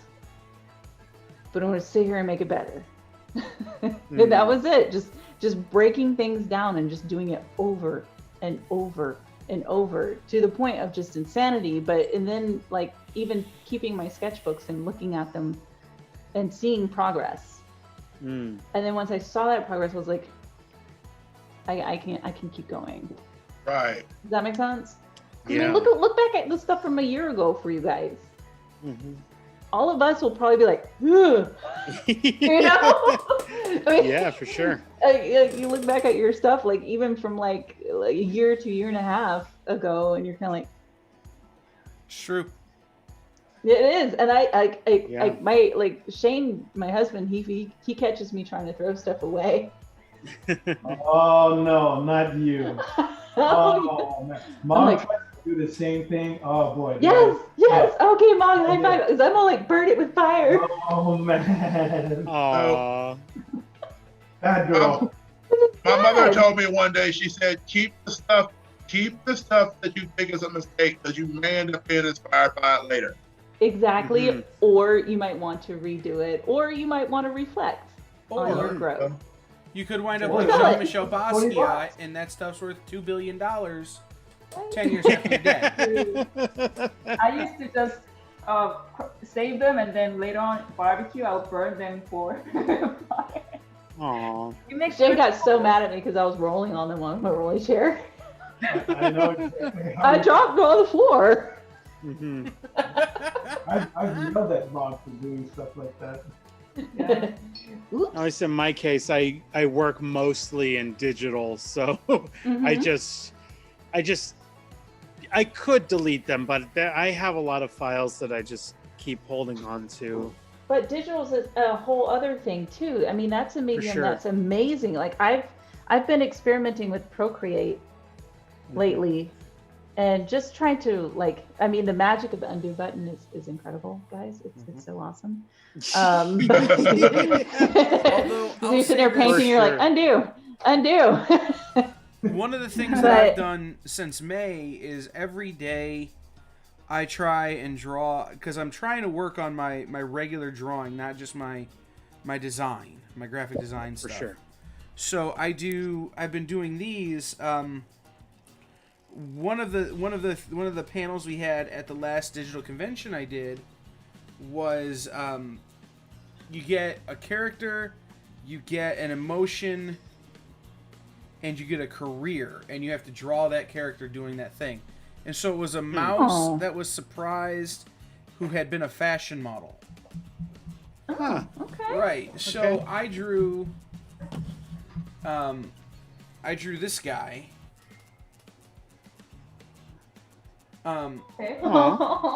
Right. And he kind of looks a little worse for wear, and he goes, "I was Fabio once, don't ask." So every day I draw a superhero or a character who's a little bit past his peak.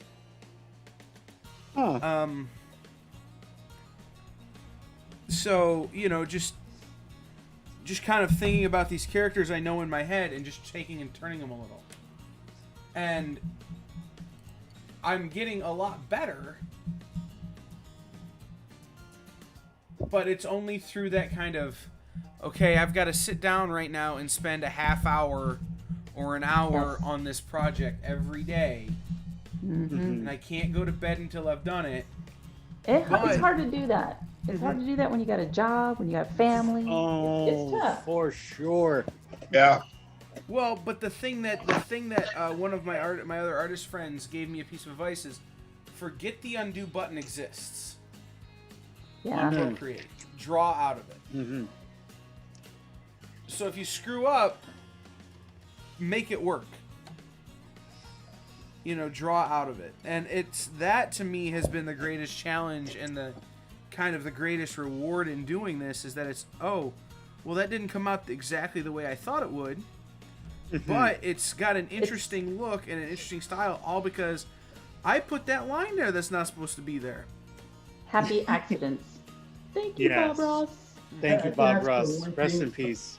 That's the one thing about you artists, is that you're very critical of your work and stuff. But other people, the fans and whatnot, they look at it, they don't notice that stuff.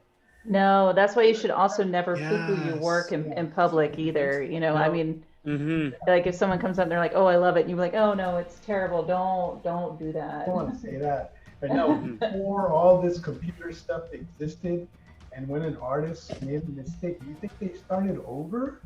That's way too much. Not when you got a deadline. So they would learn to cover it up. And that still happens today. Right? I saw Philip Tam, he just posted something up and he said, "Oh man, I made a big mistake. I spilled a lot of ink on this one spot and now I have to correct it." And I'm looking at it. Where's the mistake? I don't. Right. Well, that's the fun thing about the messy mediums, though, is they teach you to think outside the box, and they teach you to be creative and think and turn. And that's the same with not using the undo button. It's kind of like using the messy mediums, and that you have to, if you make that mistake, you have to work creatively around it. Right. Well, it's Gauguin, the artist, the painter.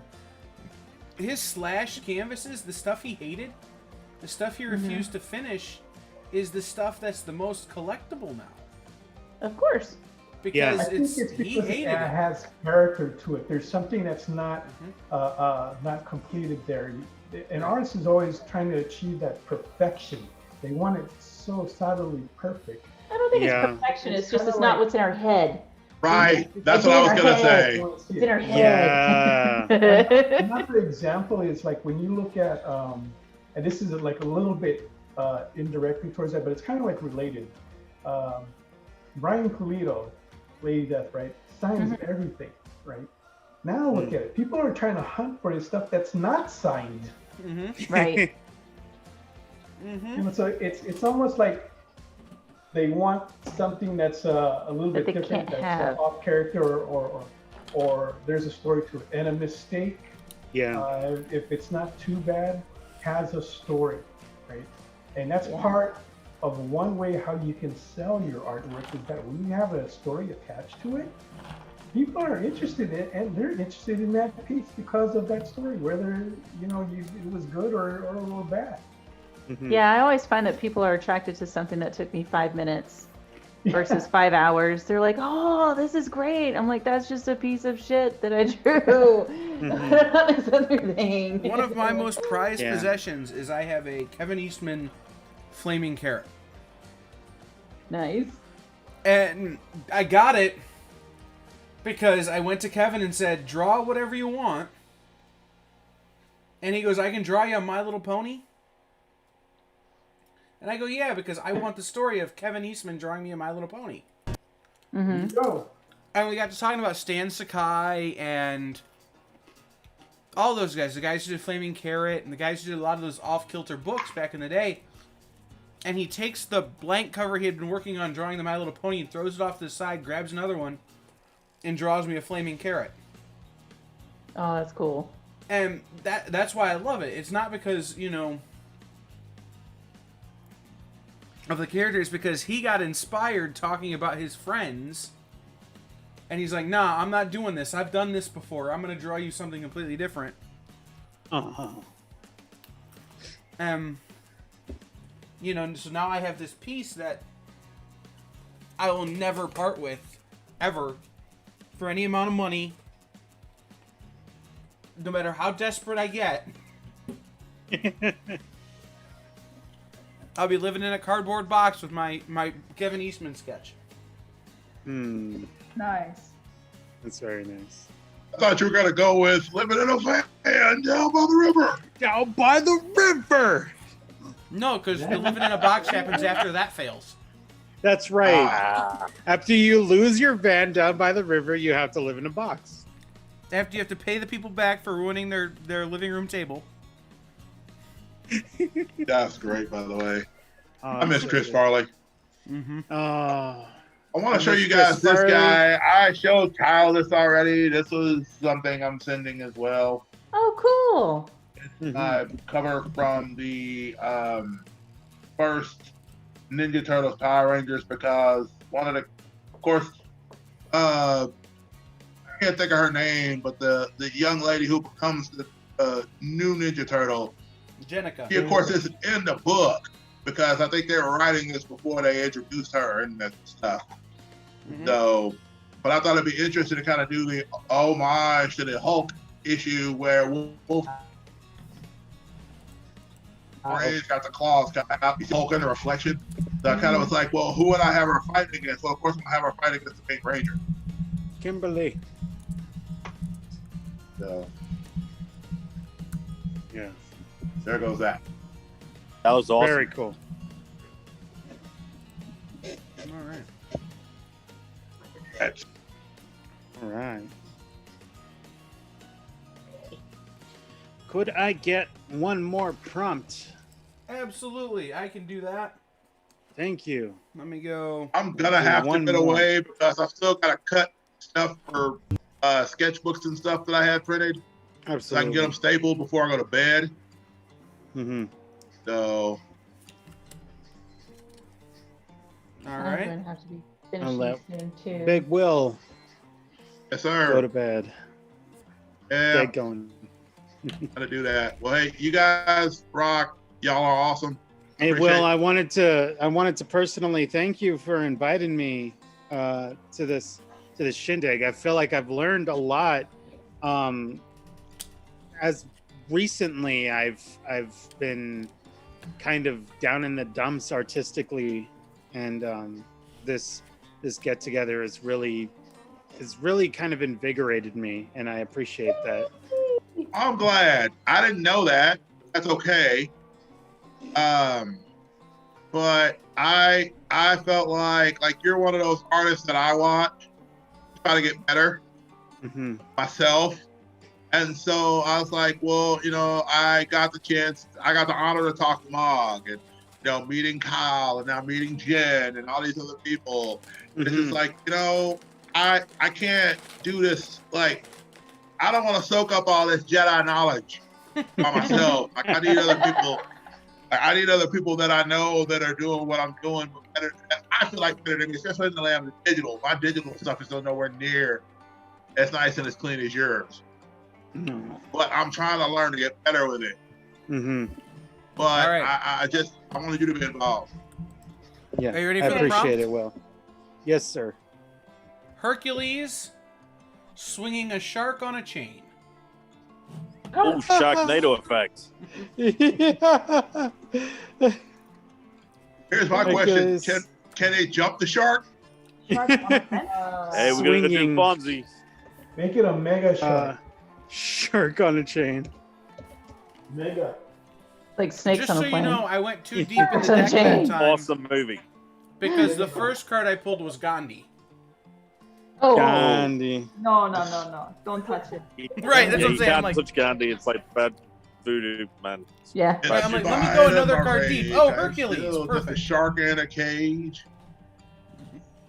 2020's bad enough. Yeah, let's not like mess with any of that. Right, no, that's I what I'm was saying. told I'm by like, a I'm gonna friend go another recently. card deep because I'm not gonna mess with Gandhi. And then the first black card I drew is morbidly obese, and I feel like that's just Thor from Endgame. So I went another card deep and got the shark card. Oh, before I leave y'all, I want to share this little interesting conspiracy theory with you. Oh boy. Don't worry, it's not anything related to stuff going on now. Oh, apparently I heard of this thing a long time ago, back in the day, whatever, the Macho Man, and the day the Macho Man died. Supposedly there was another one of these groups of people, or several groups of people, you know how you had the rapture people. It was just like you had these groups of people that are just like, Jesus is gonna come back on this date. And he's gonna come back and he's take back his church on this date. And then that was the day the Macho Man died. So the conspiracy theory is that apparently when the Four Horsemen of the Apocalypse came to invoke the rapture, as people say for some reason, which makes no theological sense at all, that the Macho Man met them and basically was like, you got to get through me to get to them. And so that's why he died that day. Yeah, I've seen pictures that people have drawn of Macho Man suplexing our Lord and Savior. Oh my god. And being like, yeah, you can't come in through here. Not today. Wow. Yeah, got to be careful on that. I mean, I understand the joke part of it, but I mean, when you read scripture, you find out interesting things. Like when people wrestle with God, they tend to get broken hips. That's correct. And the Macho Man hit several. Yeah, that's right. Hell, he did.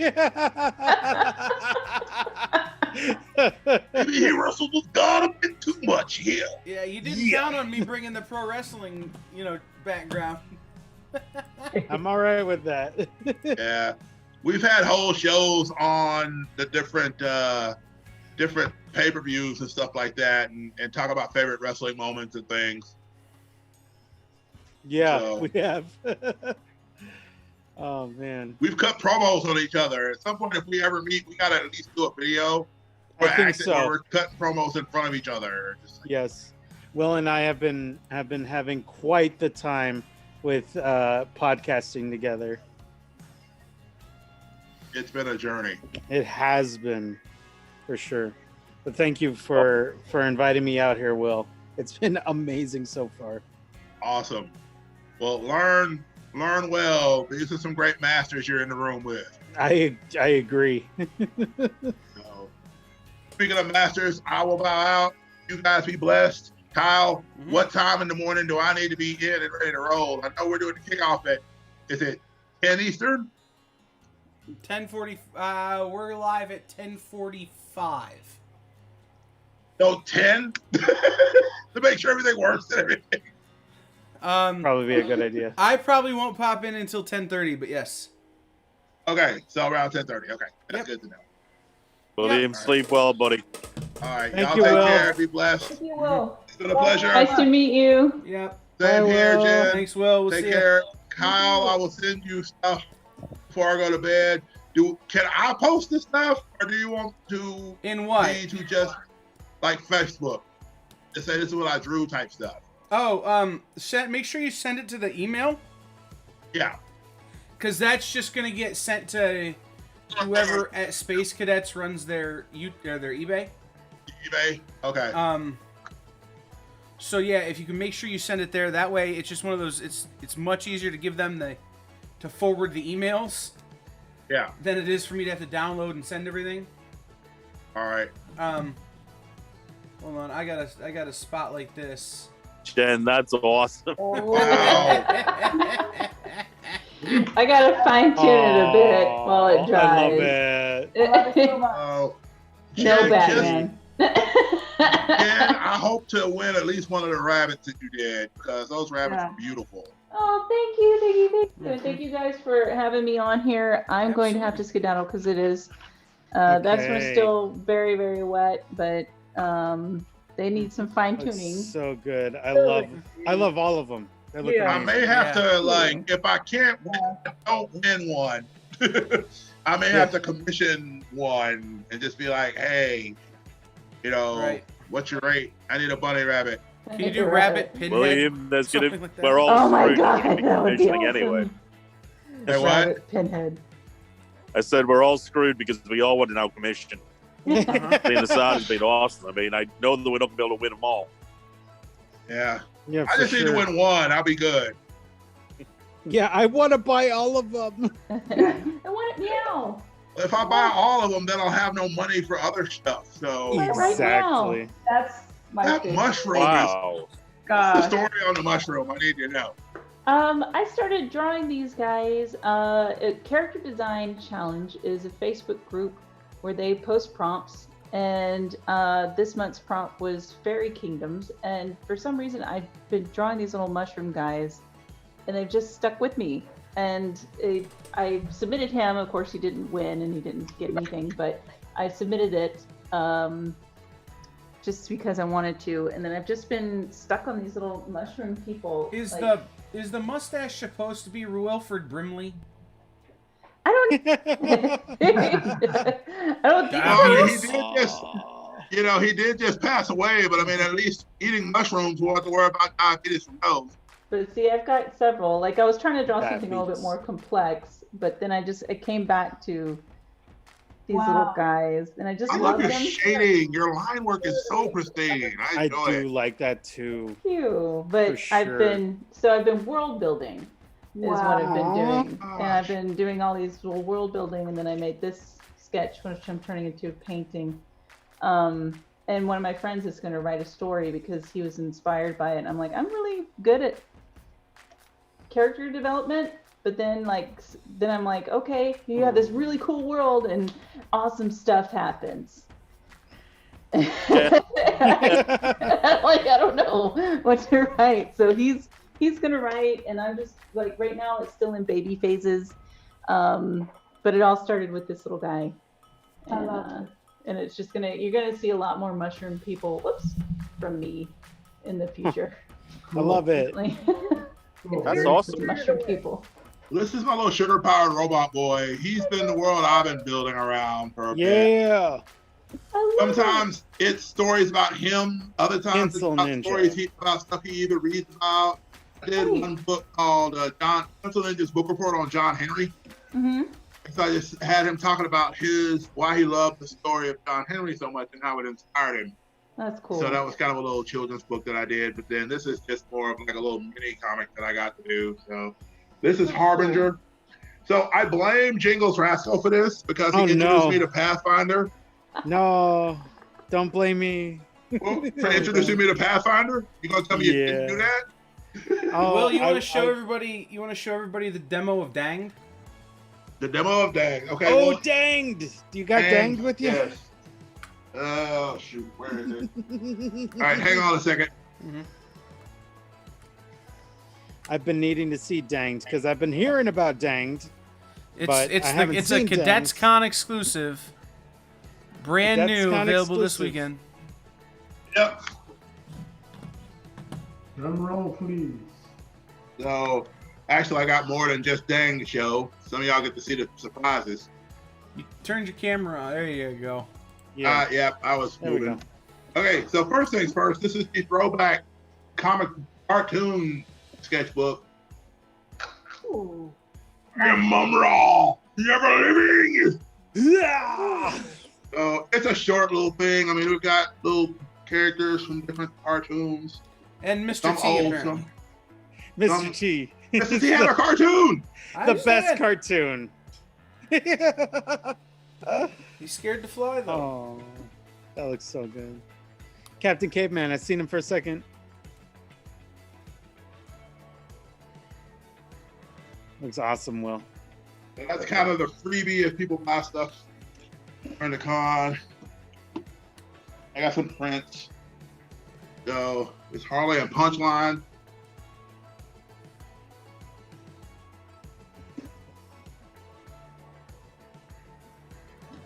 Some of the characters from He-Man. Oh, Yeah. man. Orko. Nice. Orko. Orko. Orko was the greatest, not quite useless character in the world. I wanted to slap Cringer. Jesus, I couldn't Oh, stand man. Cringer. I Like, I didn't love Me stop. too. It's the When Baby he was- Yoda one. You Oh, may You be have to have a cute, Baby Yoda but, you are, friend. but are you Baby Yoda cute? My sister's I loved him when he was having a Battle boy. Cat. Congratulations. And I Aw. want that you may be cute, but are you Baby Yoda cute thing just to put on his crib. Be like, start this kid off right with, you know.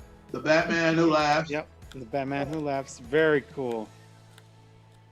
That blood splatter effect was an accident. Like I literally was just running around with brushes trying to figure out how to make blood splatter. And I had that brush, I was like, that's perfect. And then there's Black Panther. Yeah. Wakanda Forever. Wakanda forever! Okay. So this is another exclusive Cadets Con exclusive that not a lot of people know about yet. Oh, So boy. Miss Jen was in a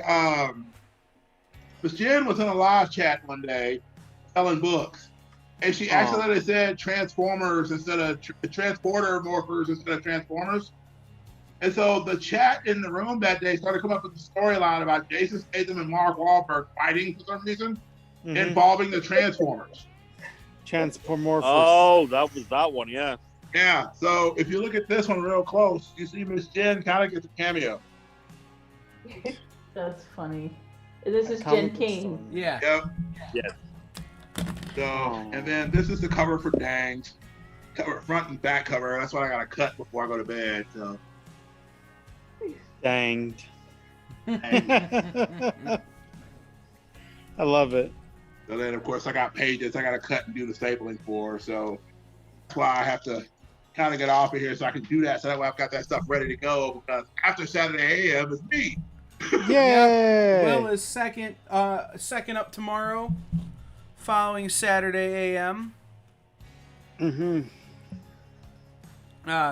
So that'll be 11 a.m. Central Time, noon if you're in the right coast, which is the East Coast. If you're on the West Coast, it's still in the middle of the night, Yeah. which is what, 9 a.m. West Coast boy over here. So 9 but there a.m. it is. So you guys take care. I'm gonna go ahead, like I said, and do some finish up work so I can have this stuff ready to roll tomorrow. For sure, Will. I'm gonna try and make it out to Take that. care, brother. Good night. Good Night. night, Will. Sleep well.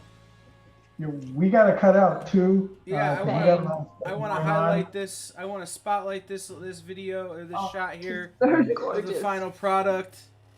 At the Oh, food. it's so good. It's so beautiful. It That is is gorgeous. It is Yeah. great. I want Jen, that. Mog is actually going to be on AASN starting this Sunday. She actually comes on after you, about an hour after you get off. Nice. That's awesome. Very cool. I feel bad because Yay. I've been neglecting that. So, Oh, you haven't Shout been, you haven't well, I've been stuff with family, so it's all good. Yeah. But yeah, For Artist sure. Alley Shopping Network's pretty cool. Shout out to Right. Artist Alley Shopping Network. Shout out to Artist Alley Shopping Network and Tom Hutchinson. Shout out to Phil Locklear too, because we'll be on his unscripted show tomorrow night. That's 11 p.m. Eastern. Yeah, that's going to be 8 o'clock Western here. I just realized there was a little mushroom behind her. Oh my god, that is brilliant. Yeah, I love it. I saw the blue lines and it took me a minute. Like, Yes. I was just like, oh, it's a beautiful night sky. No, it it's looks mushroom. beautiful. The detail is insane. Mog working on a few levels there. Yeah, Maud loves mushrooms. When I met her, she actually did a story, a 20-page story for Tokyo Pop for their Pop Stars competition, and she actually made it into the top 20 with her story, which was about a mushroom. And she didn't win it, but we've always had that story, and we've got an event that's being planned out by a friend of ours in November. When we get more information, I'll be happy to share it with you guys, and you guys can get involved too. That'd be great. But it's going to have a little bit of a different format from the rest of the conventions out here. But anyway, we hope to show that illustrated story that she did back then. So bad. It is. No, it's not bad. Please don't. Please. But it's kind of interesting. No, it's not. Don't watch it. But Jen, that's why when you were doing all the mushrooms, I was like, oh my god, I love it so much. We need to talk together about our obsession with the little mushroom people. Yes. Yeah. They're so fun. You just want to squeeze them. I love them so much. All right, guys. Thanks for having me. Yeah, guys, make sure, like I said, if you could send everything over to cadetscon@gmail.com, just photos or scans or whatever, works out best for you. Just something high res we can put on eBay to get these going. Will do. That would work out fabulous for us. No problem. We'll get it done before the morning rises. Yeah. And then I've got to get going. Yeah, Mog will be here. Thank you, Jen. Thank you so much for being here. Thanks for we'll having me. We'll see you on the Artist Appreciate it. Alley Shopping Network. Hi, Jen. Bye. Y'all take care. Bye, guys. Guys, Mog will be part of Cadets Con from 2 p.m. to 3 p.m. Central Standard Time, or 3 p.m. on the West Coast, 3 to 4 on the West or on the East Coast.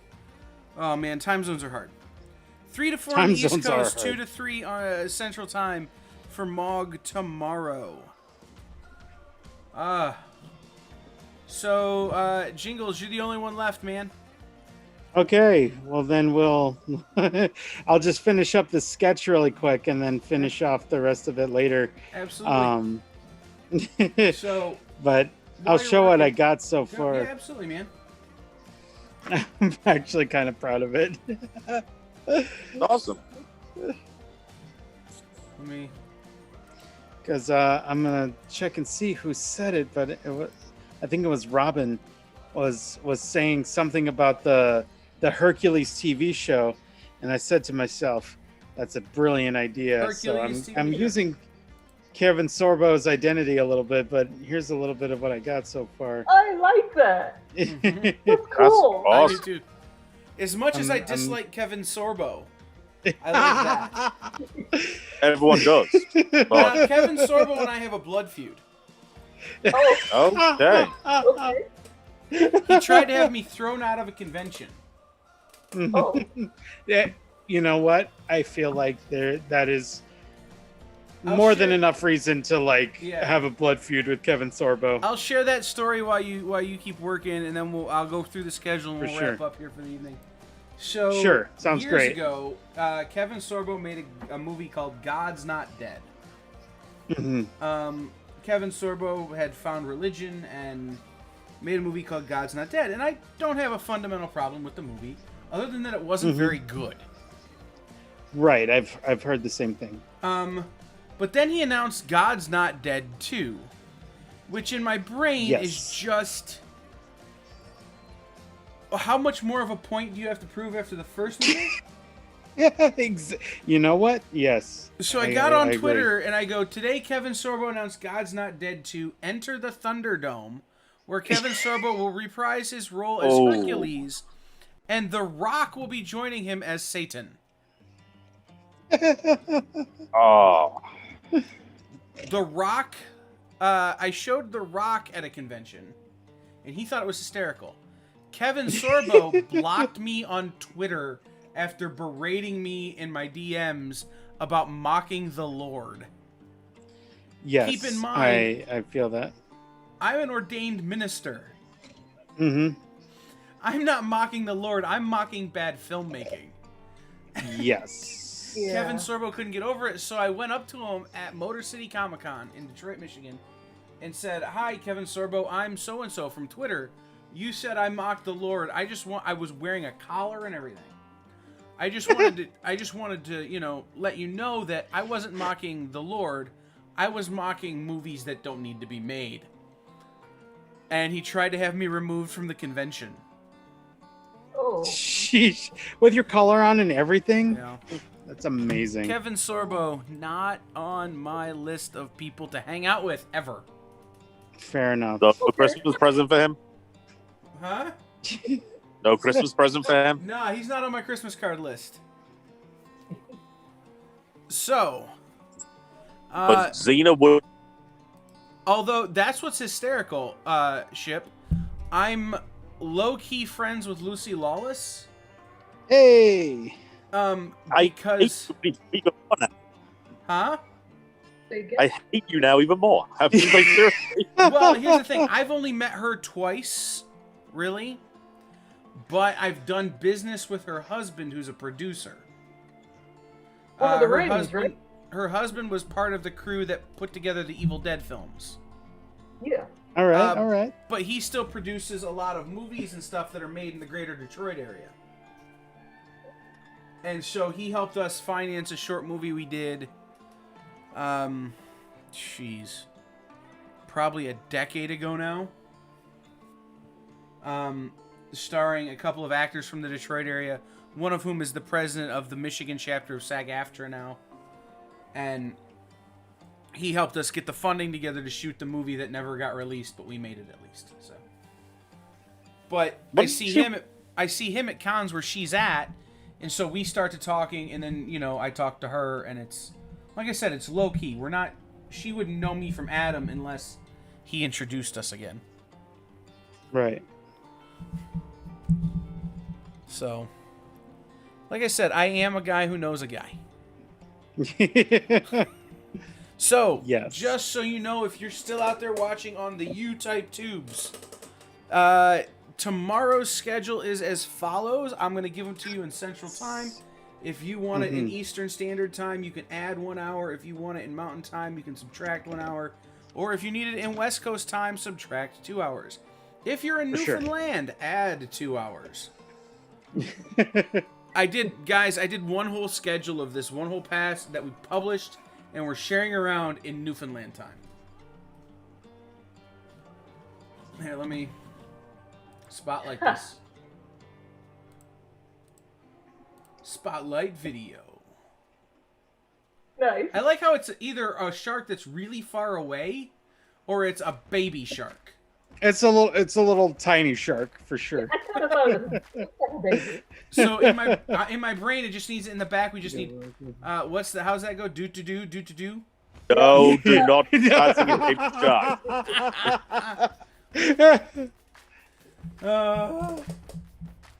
Look at him. He's not happy.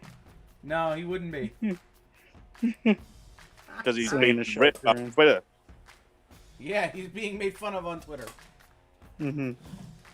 All right, so let me. That's amazing. Yeah. Thank you. I love the speed, man. Like I just gave that to you about 5-10 minutes ago, and you've already basically got it. It's a very rough. I definitely add a lot more details when it comes to, in the inking phase. Yeah. Mm-hmm. All right, so the schedule for tomorrow here on Cadets Con. We're starting at 9:45 a.m. Again, these times are in Central Time. time. Mm-hmm. 9:45 a.m. is the introduction, which will be me and Will and Miss Jen and some members of our team. Then Saturday a.m. is at 10 a.m. Sunday or Saturday. William Holland follows at 11, followed by Tom Hutchinson at noon. Henri Campan at 1. Mog Park at 2. Travis McIntyre and Frank Gogol from Source Point Press at 3. Enrica Jang at 4. OA, who is our Cadets Con musical guest, at 5 p.m. Tim Jacobus, who you might know as the cover artist from Goosebumps, the original Goosebumps books, at 6 p.m. Declan Shelby at 7. David Crownson from Harriet Tubman Demon Slayer at 8. And Allison Sampson at 9. Allison Sampson, who just did a run on Hit Girl, and she did Winnebago Graveyard, and she has a book out now called Sleeping Beauties. Sunday, 10 a.m., Sean Forney. Following him is Jamie Premack, or Primiak, I don't know how exactly you say it, at 11. Ram V at noon. James Haychick from Scout Comics at 1. James Van House, writer of Night Owl Society, at 2. Julie Ahern from Greenbrier Games at 3. And guys, she will be demoing games live on Cadets Con through Tabletop Simulator, which will be a lot of fun. Seth the Moose, Jeff Stevenson unfortunately had to back out, but Seth the Moose will be here at 4. We'll be talking about one of the original webcomics, Brat Holla, as well as his other work. Kaylin Smith of Hope and Plume and For Goodness Sakes at 5. Dirk Manning and Drina Joe of Haunted Highons at 6. And then Sunday, wrapping up the con, is Jing Jin at 7, followed by an 8 a.m. closing ceremonies with those of us from leadership. I want to thank everybody who's been here. Thank you, Richard, for helping me hold down the fort. Thank you to Jingles and Will and Mog and Jen Brumall and I'm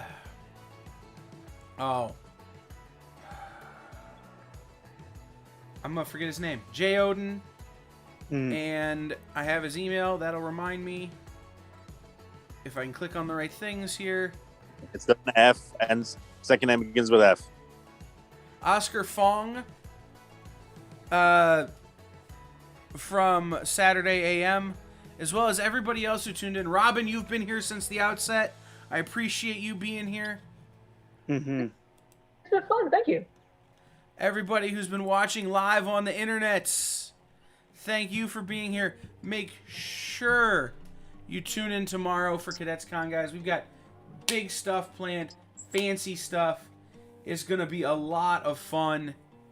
Mm-hmm. So, tomorrow night, just as a reminder, it's not on the schedule, but I want to put it out there, and I'm going to plug it through everybody all day. Tomorrow night, after Miss Jen's show on CBSN, that's going to be our start time.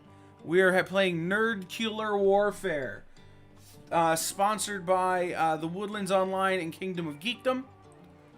They're sponsoring that, so you'll be able to tune into that everywhere. You'll be able to watch Cadets Con tomorrow. So, is there anything I forgot to promote?